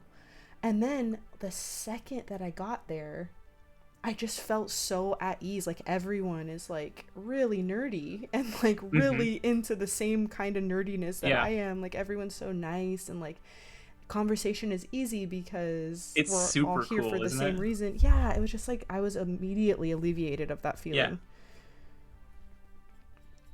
which was It's really kind of great. like being in a room full of spiders. I know that sounds silly, but they're more afraid of you than you are of them, you know? Daniel says, Jamie, when I lost you for 2 hours at Dragonfly, I you were had painting the community model. Daniel has that too. Oh my god. That's right. I did. I That was like the last day of Dragonfall. I was painting for like 2 hours straight. I am pretty notorious for being a designated extrovert at cons because I'll talk to a brick wall. You know, like I'll just sit there and talk all day. Which is also my downfall. But I had the first time I ever was like recognized. Mm-hmm. I don't know if that makes sense if I'm saying that like in an understandable way, but the first time I ever was at a con and somebody like who I wasn't actively hanging out with was like, "Oh my gosh, you're Jamie Daggers," and I was Mm-hmm. like, "Yeah." Like for a while, people would be like, "I watch your stream," and I'm like, "You do?" I'm like, "Whoa, you got to be a little more chill about that. You can't pretend like nobody watches your stream. Like you're never gonna be a like anything if you just pretend like you're surprised that people are watching your content. Like Yes. um, but yeah, Yes. no, I had somebody come up to me, or really, it wasn't even come up to me. I was walking through a con, like a really busy con, like up and down an aisle, and somebody made eye contact with me, and then they like startled, and I'm like, oh god, did I scare that person? Um, and they were like, "You're Jamie Daggers," and I'm like, "Yes, I am. Hello, are you somebody who hangs out in my chat?" And she's like, "Oh no, no, no, I heavy lurk. Like I've never said anything in your chat before, but I do hang out." And I'm like, Oh. that's the coolest thing. Like I tried to keep it cool. I walked away. I was like, thank you so much for supporting the stream and stuff Yeah. like that. And then walked away. And the person I was with is also a full time content creator. Like she's a literal professional. She gets paid by a company to create content. Mm-hmm. And she kind of pulled me aside. And she's like, I am so glad I was there for that. That is the first time that's ever happened. I'm so we geeked out about it. It was really funny. It Yeah. was super super funny. But I kept it together. I did it. Good for you. That's really exciting. Yeah, I think the whole like you can't be surprised that people like It watch your was. stuff thing is super important and something I need to work on. I'm like someone came up to me and Mm-hmm. was like asking me about some video that I made and I was like, "Wait, you watched my video?" And I was just like so that was so bizarre to me. It's like it really shouldn't be that surprising. I don't know. I have issues. Hive Market says OBM I don't know. I think pre-con it group happens to a meetup lot of us. breakfast. Yes. Yes. I Let's feel do like that. it happens to a lot of us. I think especially like in general, like not exclusively, but certainly maybe to a higher degree, like women in the hobby probably. Yeah. Um, because it's also kind of a thing that happens to a lot of women in general outside of the hobby. So like Mm-hmm. having that kind of hard mode imposter syndrome, I'll say, is like pretty common. Yeah. Yeah. I want to break that, but it's so real. Yeah.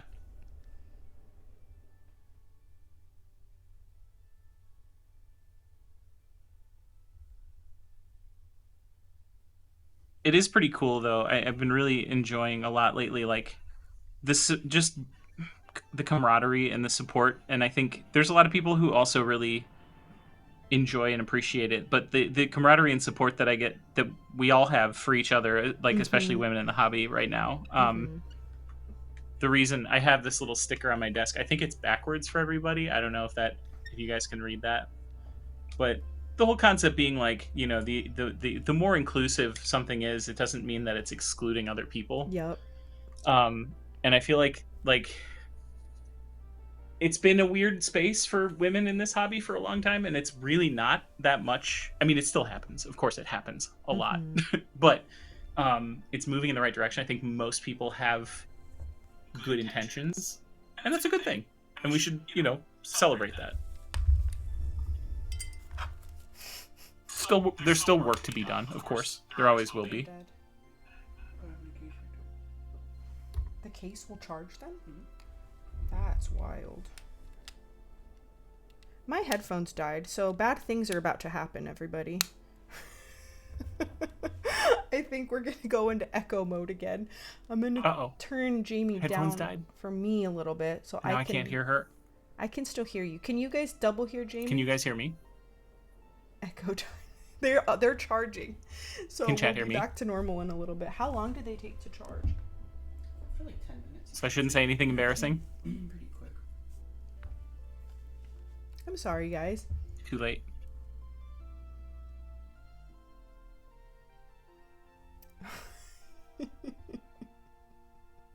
I've ascended.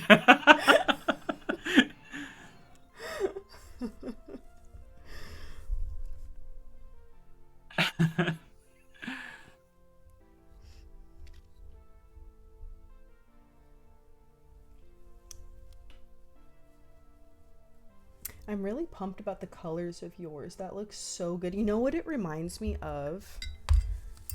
Okay, so you can hear Steph, but I can't hear Steph now. What? Uh-oh. You can't hear me? I don't know what happened.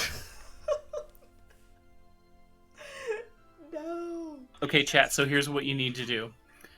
You just need to type everything Steph's saying so I can read.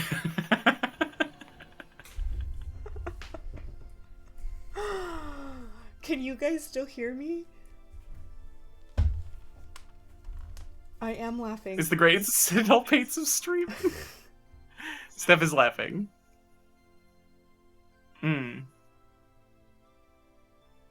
Okay, they can still hear me, and they can still hear Jamie, but Jamie can't hear me. And I don't understand that. Can you guys still hear me? Is what Steph said. I cannot hear you. I think Steph, they can hear you. Okay. They can hear me. I don't know if Steph can hear me. Steph is pensive working out the situation. I think I just saw her say, I can. Okay. I'm not great at reading lips. Especially when they're this small on a TV screen 5 feet away How are from me. we putting people literally on the moon and no one has I have a invented sign a way for to this. Hold easily on. stream I together? have a sign specifically for this situation.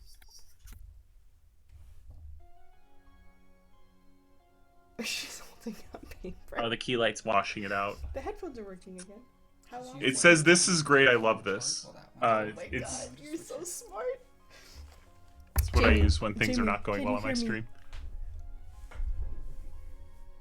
stream. Jamie. How are we putting people literally on the moon and no one has Has a way to make the stream work. Ooh, deep Jamie. Jamie, can you hear me? Chaos Sorceress Jamie is here to stay. She can't hear me, guys. This is Sounded breaking super my deep. heart. Yeah, sometimes I say really profound things, it just kind of happens.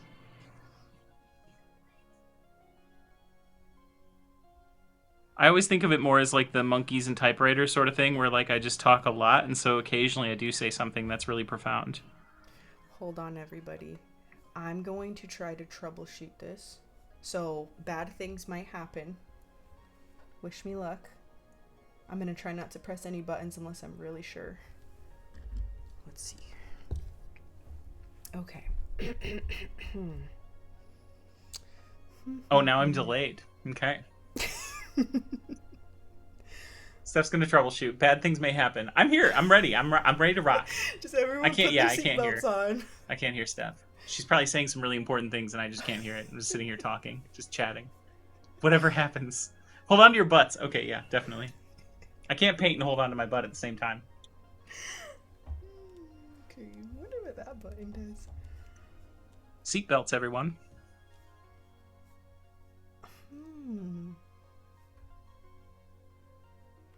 I've never seen this window before.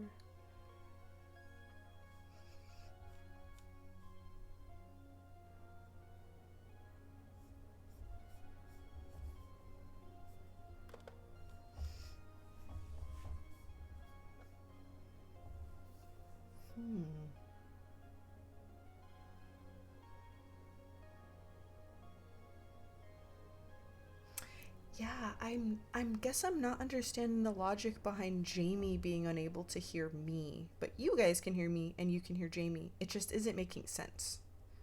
Random giggles. Okay. Why would that be? Oh, she told all the secrets of mini painting? Dang it. That's why I came here and I don't get to hear them? Dang it.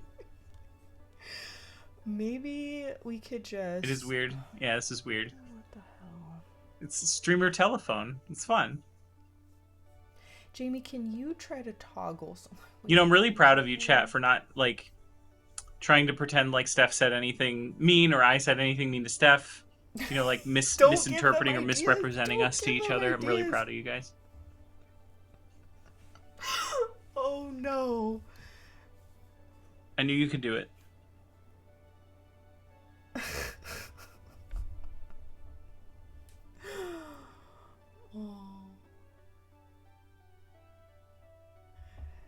Heresy for Heretics says, were your headphones that died acting as the mic that sends... Try to toggle something. I'm using a different mic. Beep, boop, boop, boop. Okay, let's try it. Sniff the codex. Sniff the codex. Oh my god. Hold on. Alright, let's toggle. Are your headphones voice activated? No, so the I'm toggling. headphones are just so that I can hear Jamie. My Nothing's happening. audio input is going through this mic. Thank you for being here, Dim. And now I do have one of the headphones back in. Nothing's happening. This is so sad. I'm gonna type to Jamie in the chat.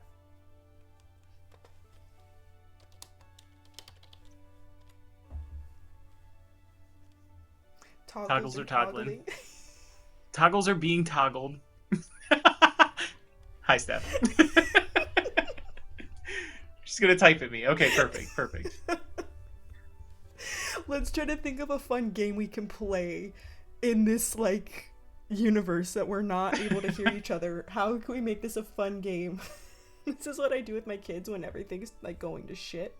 How can we make this a fun game? We are not using Discord for the call. Pictionary. We're using Twitch's onboard thingy. And stream together. You know how they ask, like, oh, rate this experience for this new, because this is still in the, like, Pictionary. beta We could play Pictionary. edition? I could show you some of my terrible drawings. I am gonna give this a thumbs down. Where do I do that?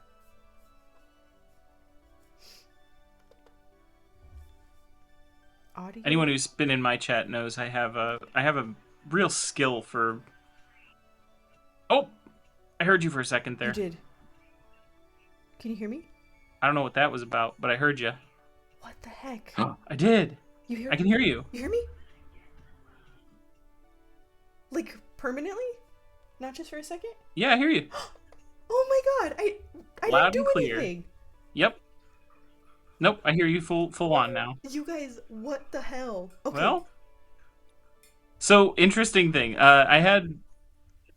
I had something happen for a while where, like, my mic would cut out randomly, and we found out that it was a pair of wireless headphones that was, like, switching the input by itself. Interesting. So I don't know if it was just like they were occasionally activating or something like that, but it was changing the mic input for just a quick second. It would, like, switch back and forth. Ooh. Dan, you want to see that? Do you want to see that terrible thing? Allison says next job. You watch the stream with on your phone with the headphone in. I could. That would be extremely delayed.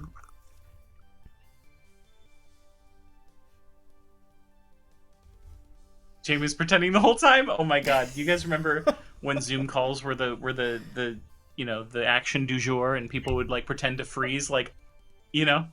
That was a great joke for the whole week that it happened. Karen in accounting.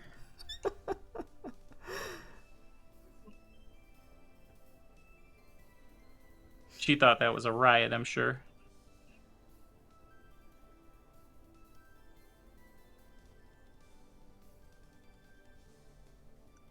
If chat wants me to show my cursed drawings, I'll show my cursed drawings. Let's see. Steph, you gotta promise you're still gonna be my friend after I show you these awful things. I mean, I guess we'll see. Oh, Dan asked for the licky tongue. Yeah. Oh wow, the pressure's on. Okay, all right. All right. So let me preface this a little bit. I feel like I have to explain myself. We have a channel point redemption on my stream where people can have me draw a Pokemon from memory. So they give me the Pokemon, I draw it from memory. I do a pretty good job. The rule is like it has to be like police sketch quality. So like if you brought the picture of the Pokemon to Officer Jenny and you were like, "Yeah, this is the Pokemon that stole my purse, ma'am," she'd be able to identify it. I feel like within that realm of possibility, I do pretty good. I do all right. But you know, there are definitely some deficiencies. We'll say there are some deficiencies. One of my community members is fluent German. Born in Germany, lives in Germany, and he was like, "What if I give you the name of the Pokemon in German, and you try to guess the Pokemon that I'm talking about, and draw it, and then if you're wrong, you draw the real one?" So I was like, "Hell yeah! An extra challenge, more work for Jamie? Of course I'll do it." So I did. The Pokemon name he gave me was Schlurp. Oh, that's Schlurp. so good. So I thought it was like Grimer or Muck or something. So I drew. It ended up looking like Melted Grimace.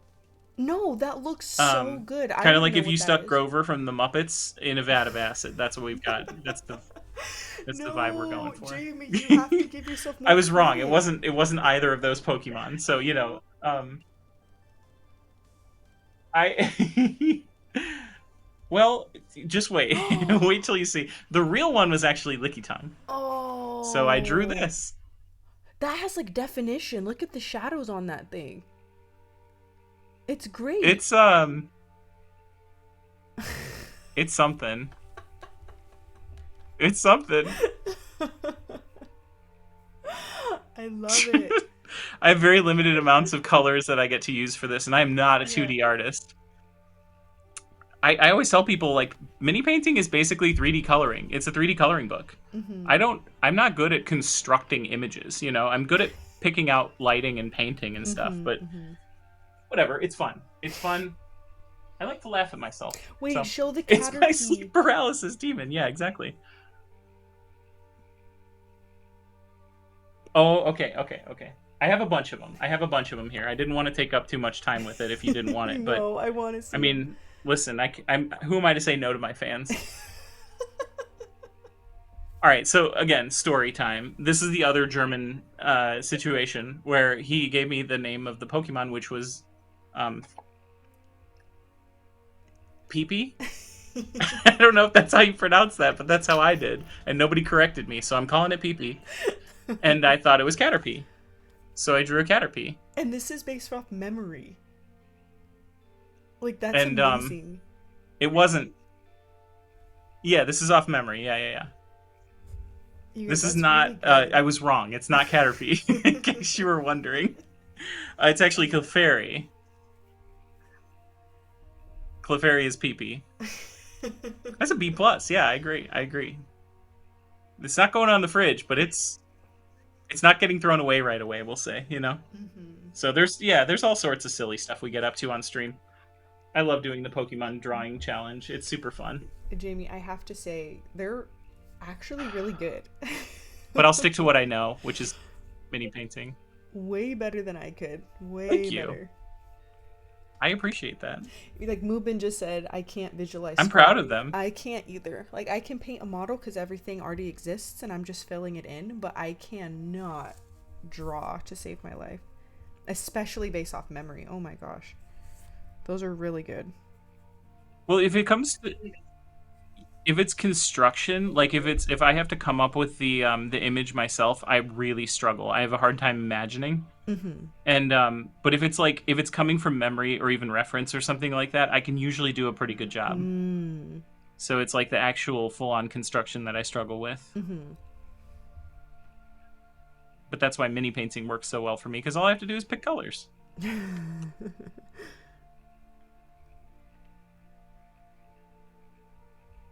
What percent done would you say you are with your model?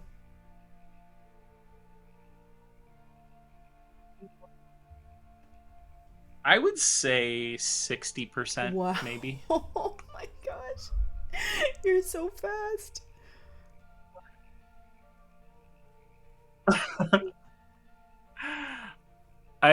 So like this guy we did today on stream took about, we'll say 3 hours and change. Wow. Because I was gabbing a lot. Yeah. Maybe 4 hours. We'll say 3 hours and was 3.5 hours. Let's say. Mm-hmm. But I paint a lot and I paint pretty quick. Mm-hmm. But then, I mean, something like this, I did this in 10 hours. But it's because I was working on sheer cloth and I've never done that before. Yeah, that sheer cloth is looking perfect. So that was what took a lot of the time, was trying to get that. Thank you. I'm really, really proud of it. But yeah, like a lot of the time I spent on it went into like defining that leg right there, just that leg, you know? So it depends. It depends. Oh my god. Look at them leggies. Yeah. I'm super proud of that one. I'm very, very, very happy with how that turned out.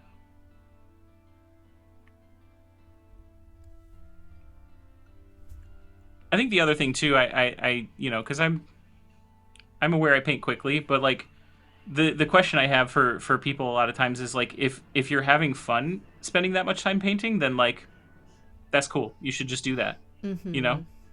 If it's part of the process for you and you enjoy it, then there's no rule about how quick or slow you should paint. Yeah. That's the best part about it. That's where I'm really trying to challenge myself recently, because I used to. And anyone who just, says like, otherwise is trying to sell you something. Yeah, I used to lose my attention span. Like, I would get to a certain point where it looked okay, and then I would just feel like, okay, I need to move on to the next. Like, I can't keep working on the same thing. Mm-hmm.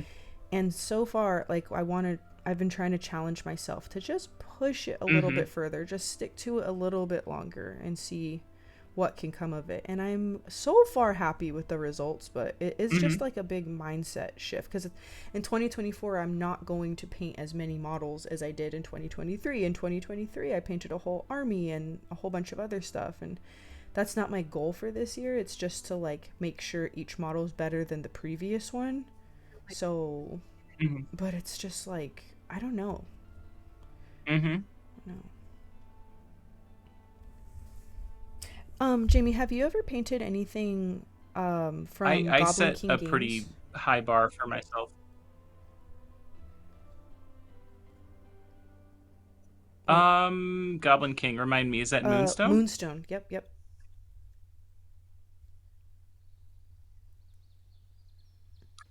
I have not painted any yet. I have Booty's Bilge, the goblins that are like the pirate ones. Oh, okay, I haven't okay. pained them yet though. Oh, those And are that's the cool. only Moonstone I own. Yeah. I would love to own more, but I love, like, I've kind of gotten a newfound love for like silly models like that. Like doing the way that I paint, the style that I paint on stuff like that is so satisfying to me, because it feels like it fits that vibe really well. Yeah. So I've been trying to find more kind of tongue-in-cheek stuff like that. Yeah, they have a lot of character for sure. They're very like whimsical. Oh, they really do.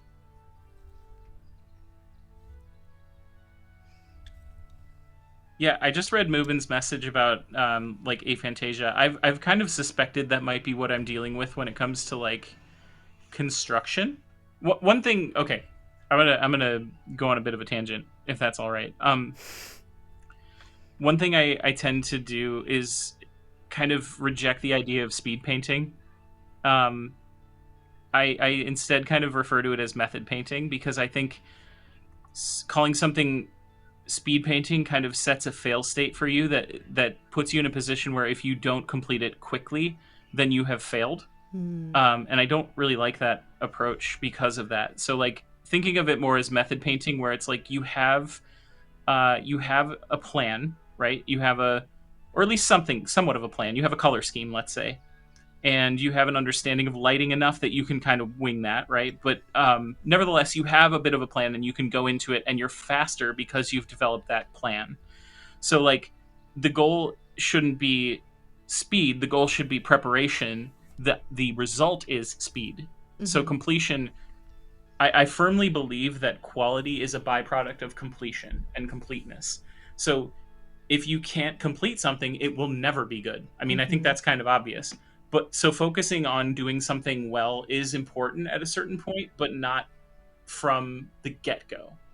You shouldn't go into something with the intention of painting it crazy good, right? Let's say the goal should be to just complete it. Because I think if you can even get it to a point of completion where you're happy with it, you can always go back and iterate later. You can always add more later as your skill grows too. But when you put these restrictions on yourself that aren't in kind of a fun, artistic, challenging way, I think it puts you in this position where you're much more set up to be dissatisfied with your work. You know? I've never heard like that, like anyone put it that way. And that's not what we want. Yeah. So then, okay, what would you say so then? As a about, point, like, I try to avoid using like go ahead, sorry.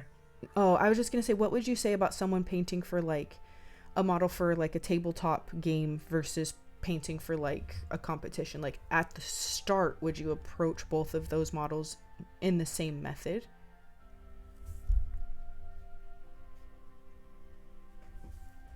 Yeah, I would because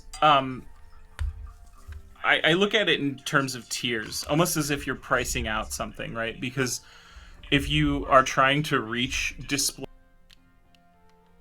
through the town of tabletop level before you reach the town of display level, you know what I mean? So even if, but I truly do believe that anyone can achieve display level given enough time. The variable in terms of painting is always going to be time. Because if you, whether you take a long time to learn something and then apply it, and thereby making your model better, or you take a long time to do it because you're being methodical, you're taking a long time, you're taking a slow approach. Either way, time is the variable there. I've never thought about it like that before. Oh God. I'm saying profound things when my voice is sounding like the demon from Tenacious D. You sound normal to me.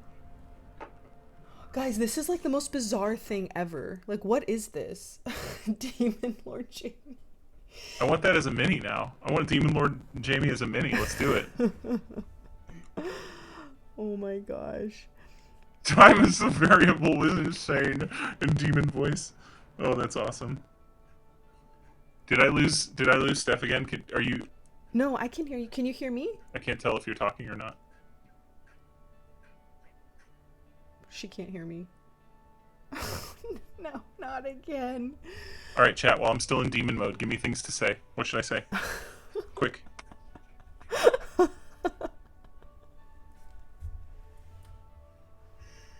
Mermaid or crab demon? Both. Why not both?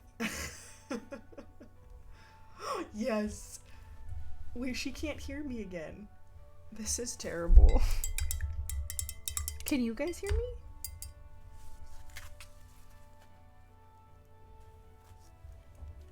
Hold on, let me mess with this again. If you guys can hear me, let me know. Oh, I'm still good. Okay. And you guys, I can still... Tell us what you really think of Steph. I think Steph's wonderful. I legitimately, I don't want to embarrass her, but I've always looked up to the way that she paints. So I don't know if she can hear me, but don't tell her if she can't hear me. Okay, I don't want to embarrass her in front of everyone. I can hear her. A demon code prevents me from declining a rock-off challenge. Oh my god. The crabs will always find you. Ooh, we haven't done bands for the Banhammer in a while. We did do a band today, in fact. Somebody decided to come in and say something very unfriendly in Russian. That was interesting.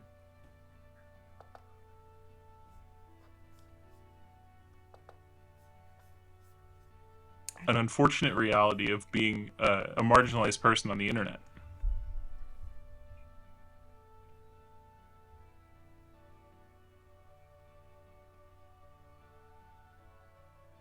Guys, I feel like the last time this happened, it just randomly started working again, so I'm just gonna sit here and wait for it to start working again. Oh. I can hear you again. I can hear you again. Jamie, now your voice sounds deep to me. Literally, as you were like, "Oh, it just randomly happened last time. It happened again." This is so weird. Oh no. This is bizarre. To be fair, Bloody, I haven't used any of them yet.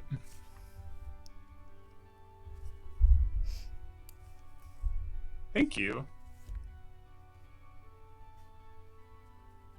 I probably should have put this shield on to check the lighting before I started painting it, but so that's okay. The problem that I was having too. My shield. I sound like a movie killer. What's your favorite scary movie?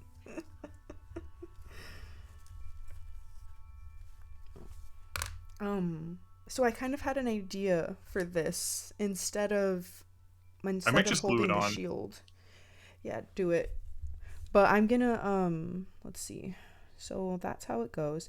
I bought this pack of Necromunda terrain, and it comes with like a little like lift, like a little elevator. So I think I'm gonna create like a whole little display for her, and instead of having her have her hand like on her shield, we're gonna forget about the shield, and her hand's gonna be holding the rail of the lift, like she's gonna be like coming down ready to kill people. I'm excited. Oh my god, I love that so much. It's mainly because I didn't want to paint the shield, and I'd rather paint an entire display plinth than paint the shield, so it makes total sense.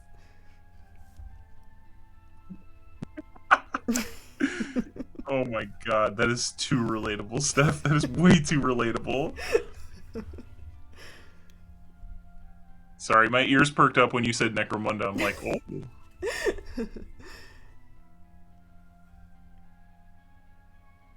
Hive Market's created a monster. I've heard really positive things about Necromunda across the board. I think it's like the only GW game I haven't like even like tested out. Because I've gotten into Warcry for a little bit. I've gotten into Underworlds, Age of Sigmar, 40k, like all those, but I've never dabbled into Necromunda.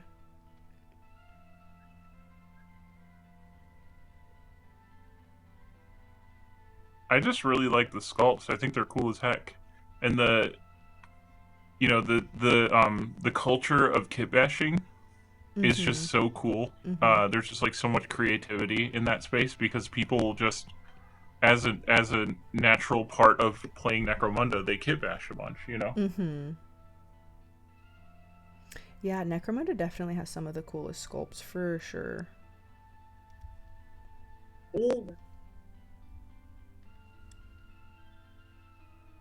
We have a couple people saying goodnight. Good night, friends. Oh, good night. Thank you guys for being here.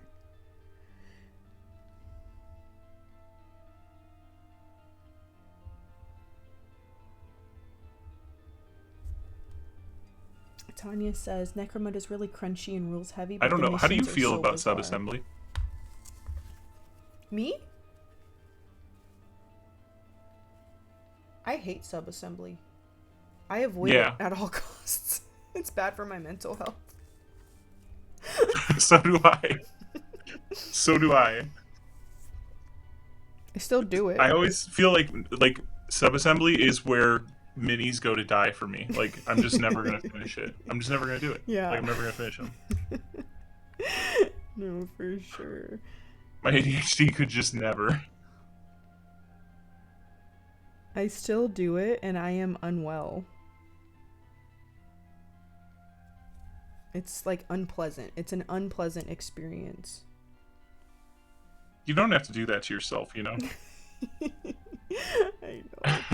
I know. Why am I like this?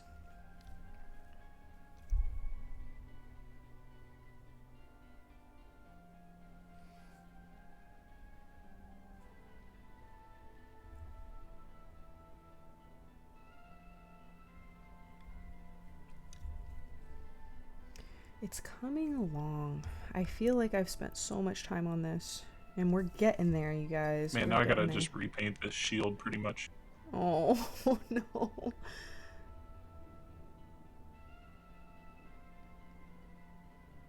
It's okay, it's okay. Oh darn, I have to do more of something I love. What a drag.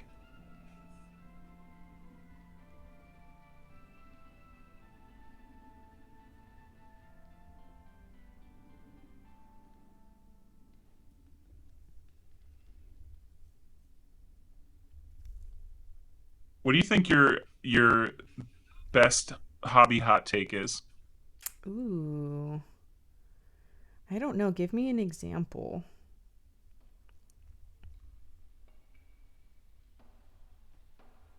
Hmm. Oh, here's a good one. Subassembly sucks.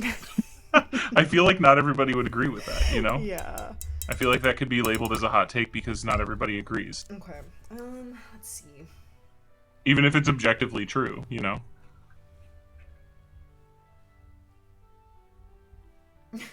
Tanya says I always lose pieces when I subassemble, so I just suffer instead.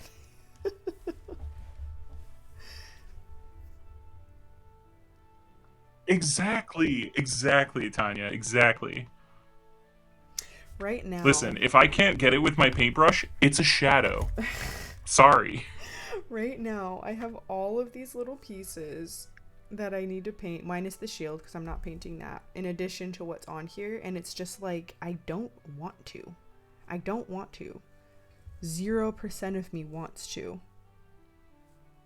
Like, look at these. Does this look appealing? It's like, how do I even... What am I going to do with this? At a certain point, we have to realize that we're doing this for fun, right? So, you know, if something's not fun, you don't have to do it. Yeah. There's no this isn't the suffering Olympics, you know, like there's no gold medal for who has to do the worst, like who has to NMM an entire army or something. You know what I mean? Jamie, that hurts. That hurts. My whole Votann army is NMM. I'm sorry. I'm trying to inspire. Ouch. Steph, no. But it was so fun, I I'm so swear. sorry. I didn't mean to come for you like this. Well, if you had fun with it, that's what matters. No, I did it. It was Yep, terrible. exactly, Tanya. Prime Black forever. It was miserable. If you enjoyed it, then that's what matters. No. That's what I'm saying. Is like No, I did too many not. people do things that they don't like. It was not. Oh well, then. And then came time for me to apply what I learned, right? If something sucks, at least learn from the experience, right? So come time, okay, I'm gonna start another army, Cities of Sigmar. I'm gonna learn from my mistake and not do that all non-metallic metal. And what do? It's all non-metallic metal. Oh no. Foolish. Foolish. I was gonna applaud you for growth. No, don't.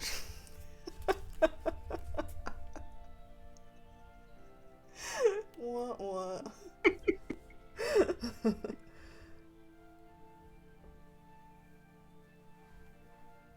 That's okay. It can be. You can do things just for the flex. You know, like do it for the gram. Go for it.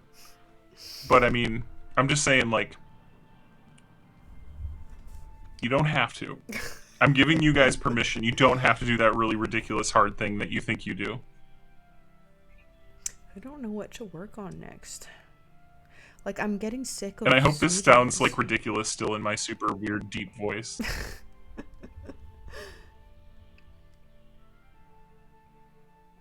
Oh, thank you, Blue Maple Pie. That's so kind. Thank you for being here. Tanya says, my hobby hot take is that not enough mini painters take the time to admire their finished work and spend too much time analyzing their flaws.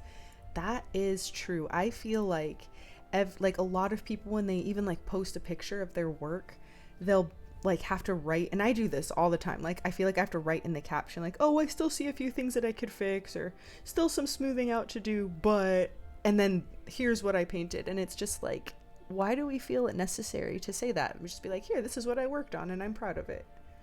I feel like I see that a lot, and I see that in myself too. That one came from me personally, actually. That one was said straight to me. Oh, gee. We're one for one.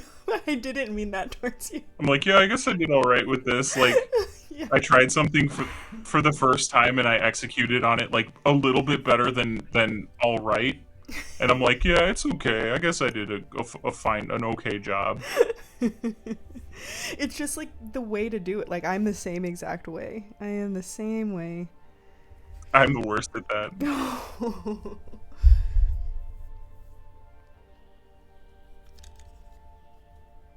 I definitely feel like to some extent it's also like you're describing, like Instagram is like our portfolio, right? So you want to kind of describe some of the method behind this, and you want people to know like what they're looking at. Like, is this something I spent like hours on, like my absolute best, or is this something I was experimental with and just kind of threw together? You know, like I feel like adding a little context is completely understandable. But for me personally, I found myself kind of like downing my work at times. Not so much recently. Yeah, but and I maybe, think like, in the it past. can also Go ahead.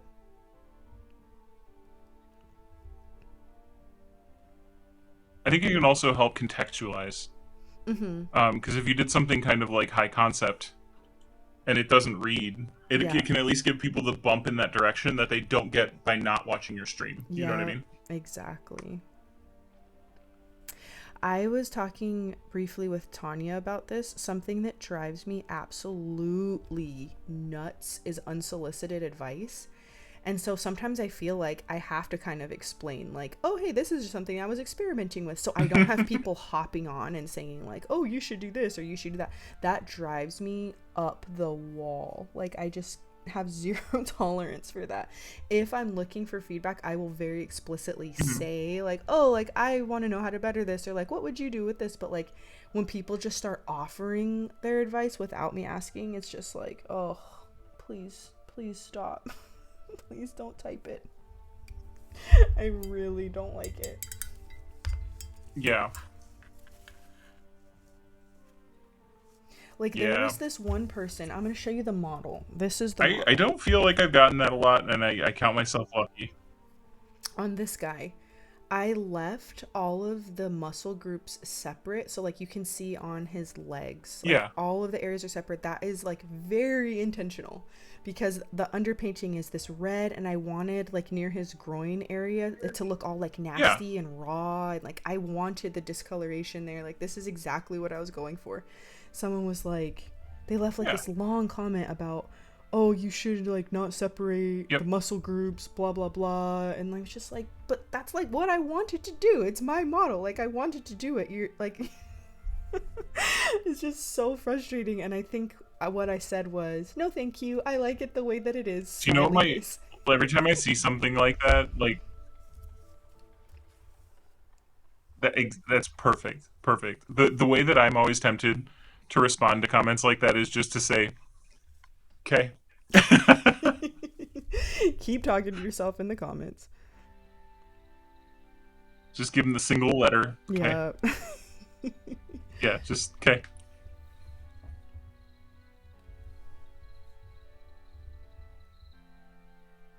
Tanya says, my Instagram is a hobby diary. It's for me to track my progress. If other people like it, that's great. If they don't, they can kick rocks. Exactly.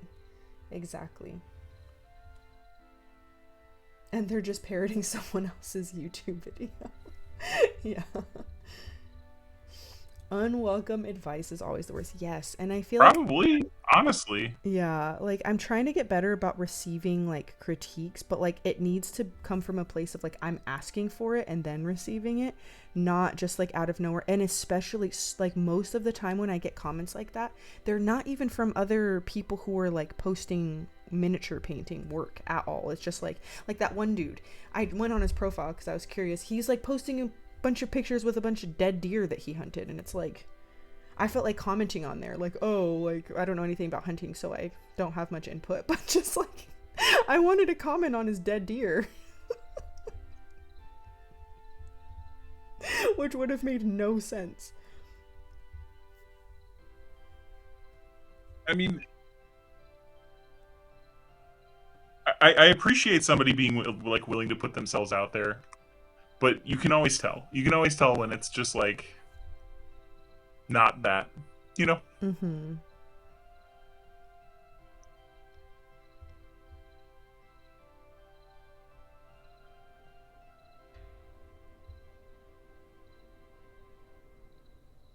I feel like what Mubin said earlier about the bandwidth issue causing the weird like voice issue Mm. is true because we also have a really gnarly delay on our conversation. Yeah, I'm noticing that too. I know it's rough. I feel like in like a few minutes I'm gonna go to bed because I'm it's like really late for you, so I feel bad complaining about how late it is because you're literally 3 hours ahead of me. But I'm like so sleepy, and I'm not feeling this anymore. Like I'm not the No, stream. I just mean like this model. I'm not feeling this this. is prime time for me. That's so wild to me. I love that for you, Wow, that's so rude. but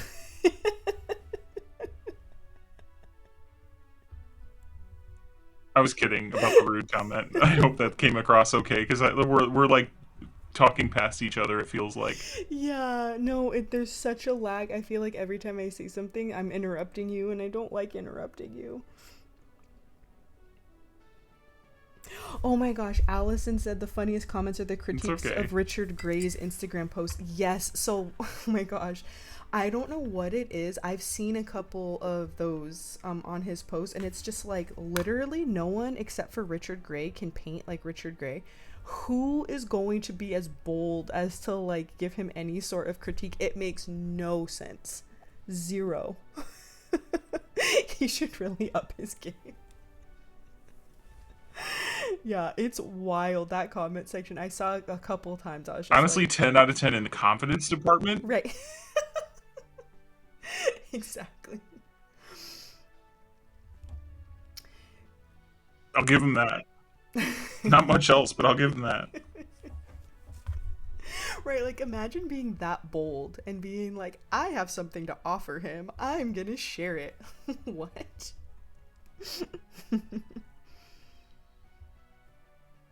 Yeah, give me a quarter of the confidence of somebody like an amateur dropping into that comment section and giving critique unironically. Exactly. I'd be unstoppable.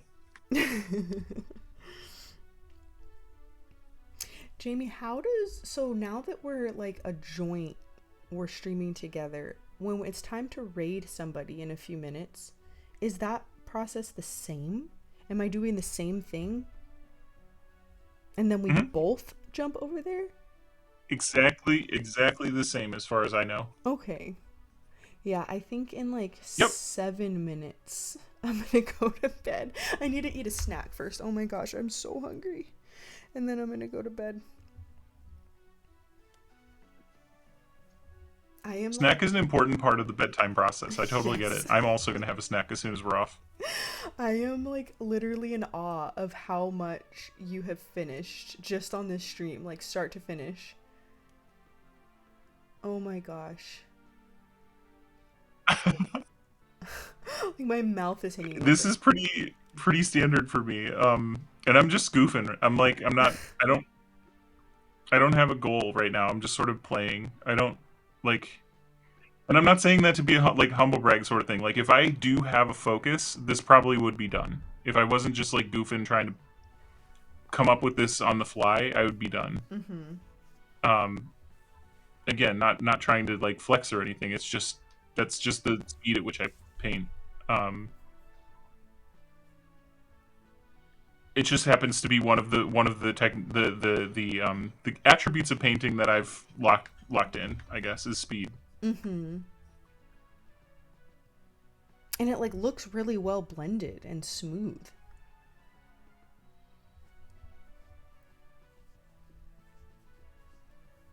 Thank you. I'm a serial over blender. I try not to. Like this dude earlier I painted on stream in like the one I showed you, the amble thing. Mm-hmm.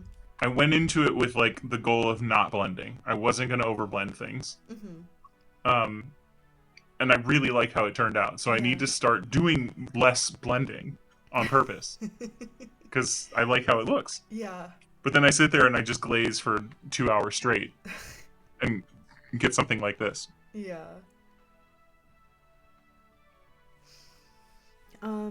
Let's see. Daniel says, if you'd like a suggestion on who to rate, I have one. Yes, let's hear. Oh, hi, Erin. Hello, guys. Yes, who should we raid? Let me see. Take a look Erin, at who's on, hi. but I am open to recommendations. Moving, I will take that designation gladly.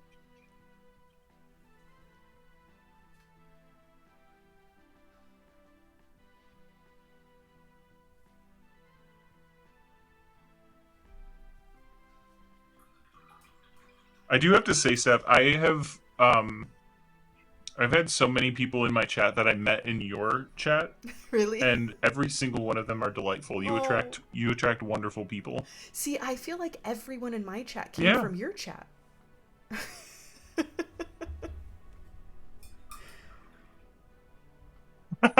Hey, that means we're doing the right thing then. Right. Right. Wapple is the recommendation. Yeah, actually, I feel like he's my go-to. Like, I rate him anytime I'm streaming. He's also streaming, and he's always streaming longer than me, so I rate him, like, every time. I'm down. All right, Jamie, how are you feeling? You ready to jump on the school bus?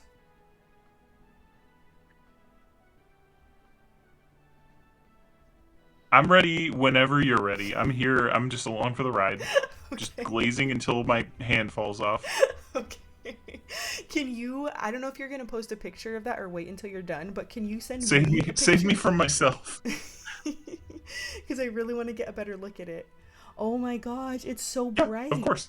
Thank Let me see if my zoom is gonna work for this. Wow, that looks so good. See, I always have trouble with Can I get it? greens. Can you please focus? There we It go. looks good to me. That looks really good.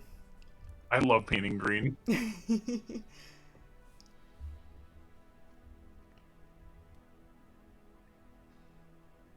There we go. I have to like put my hand in the center of the thing to get it to focus. All right, you guys, we're gonna go hop I love it. on Wapple's stream. I'm gonna press the button. Thank you, everyone, for being here. This was really fun. I'm sorry for all the tech issues. I want to say we'll figure it out and next time will be better, but who knows? All right, you guys, I'm gonna press the button. We'll figure it out. I'll say it. If you won't say it, I'll say it. Bye, guys. Bye, everybody.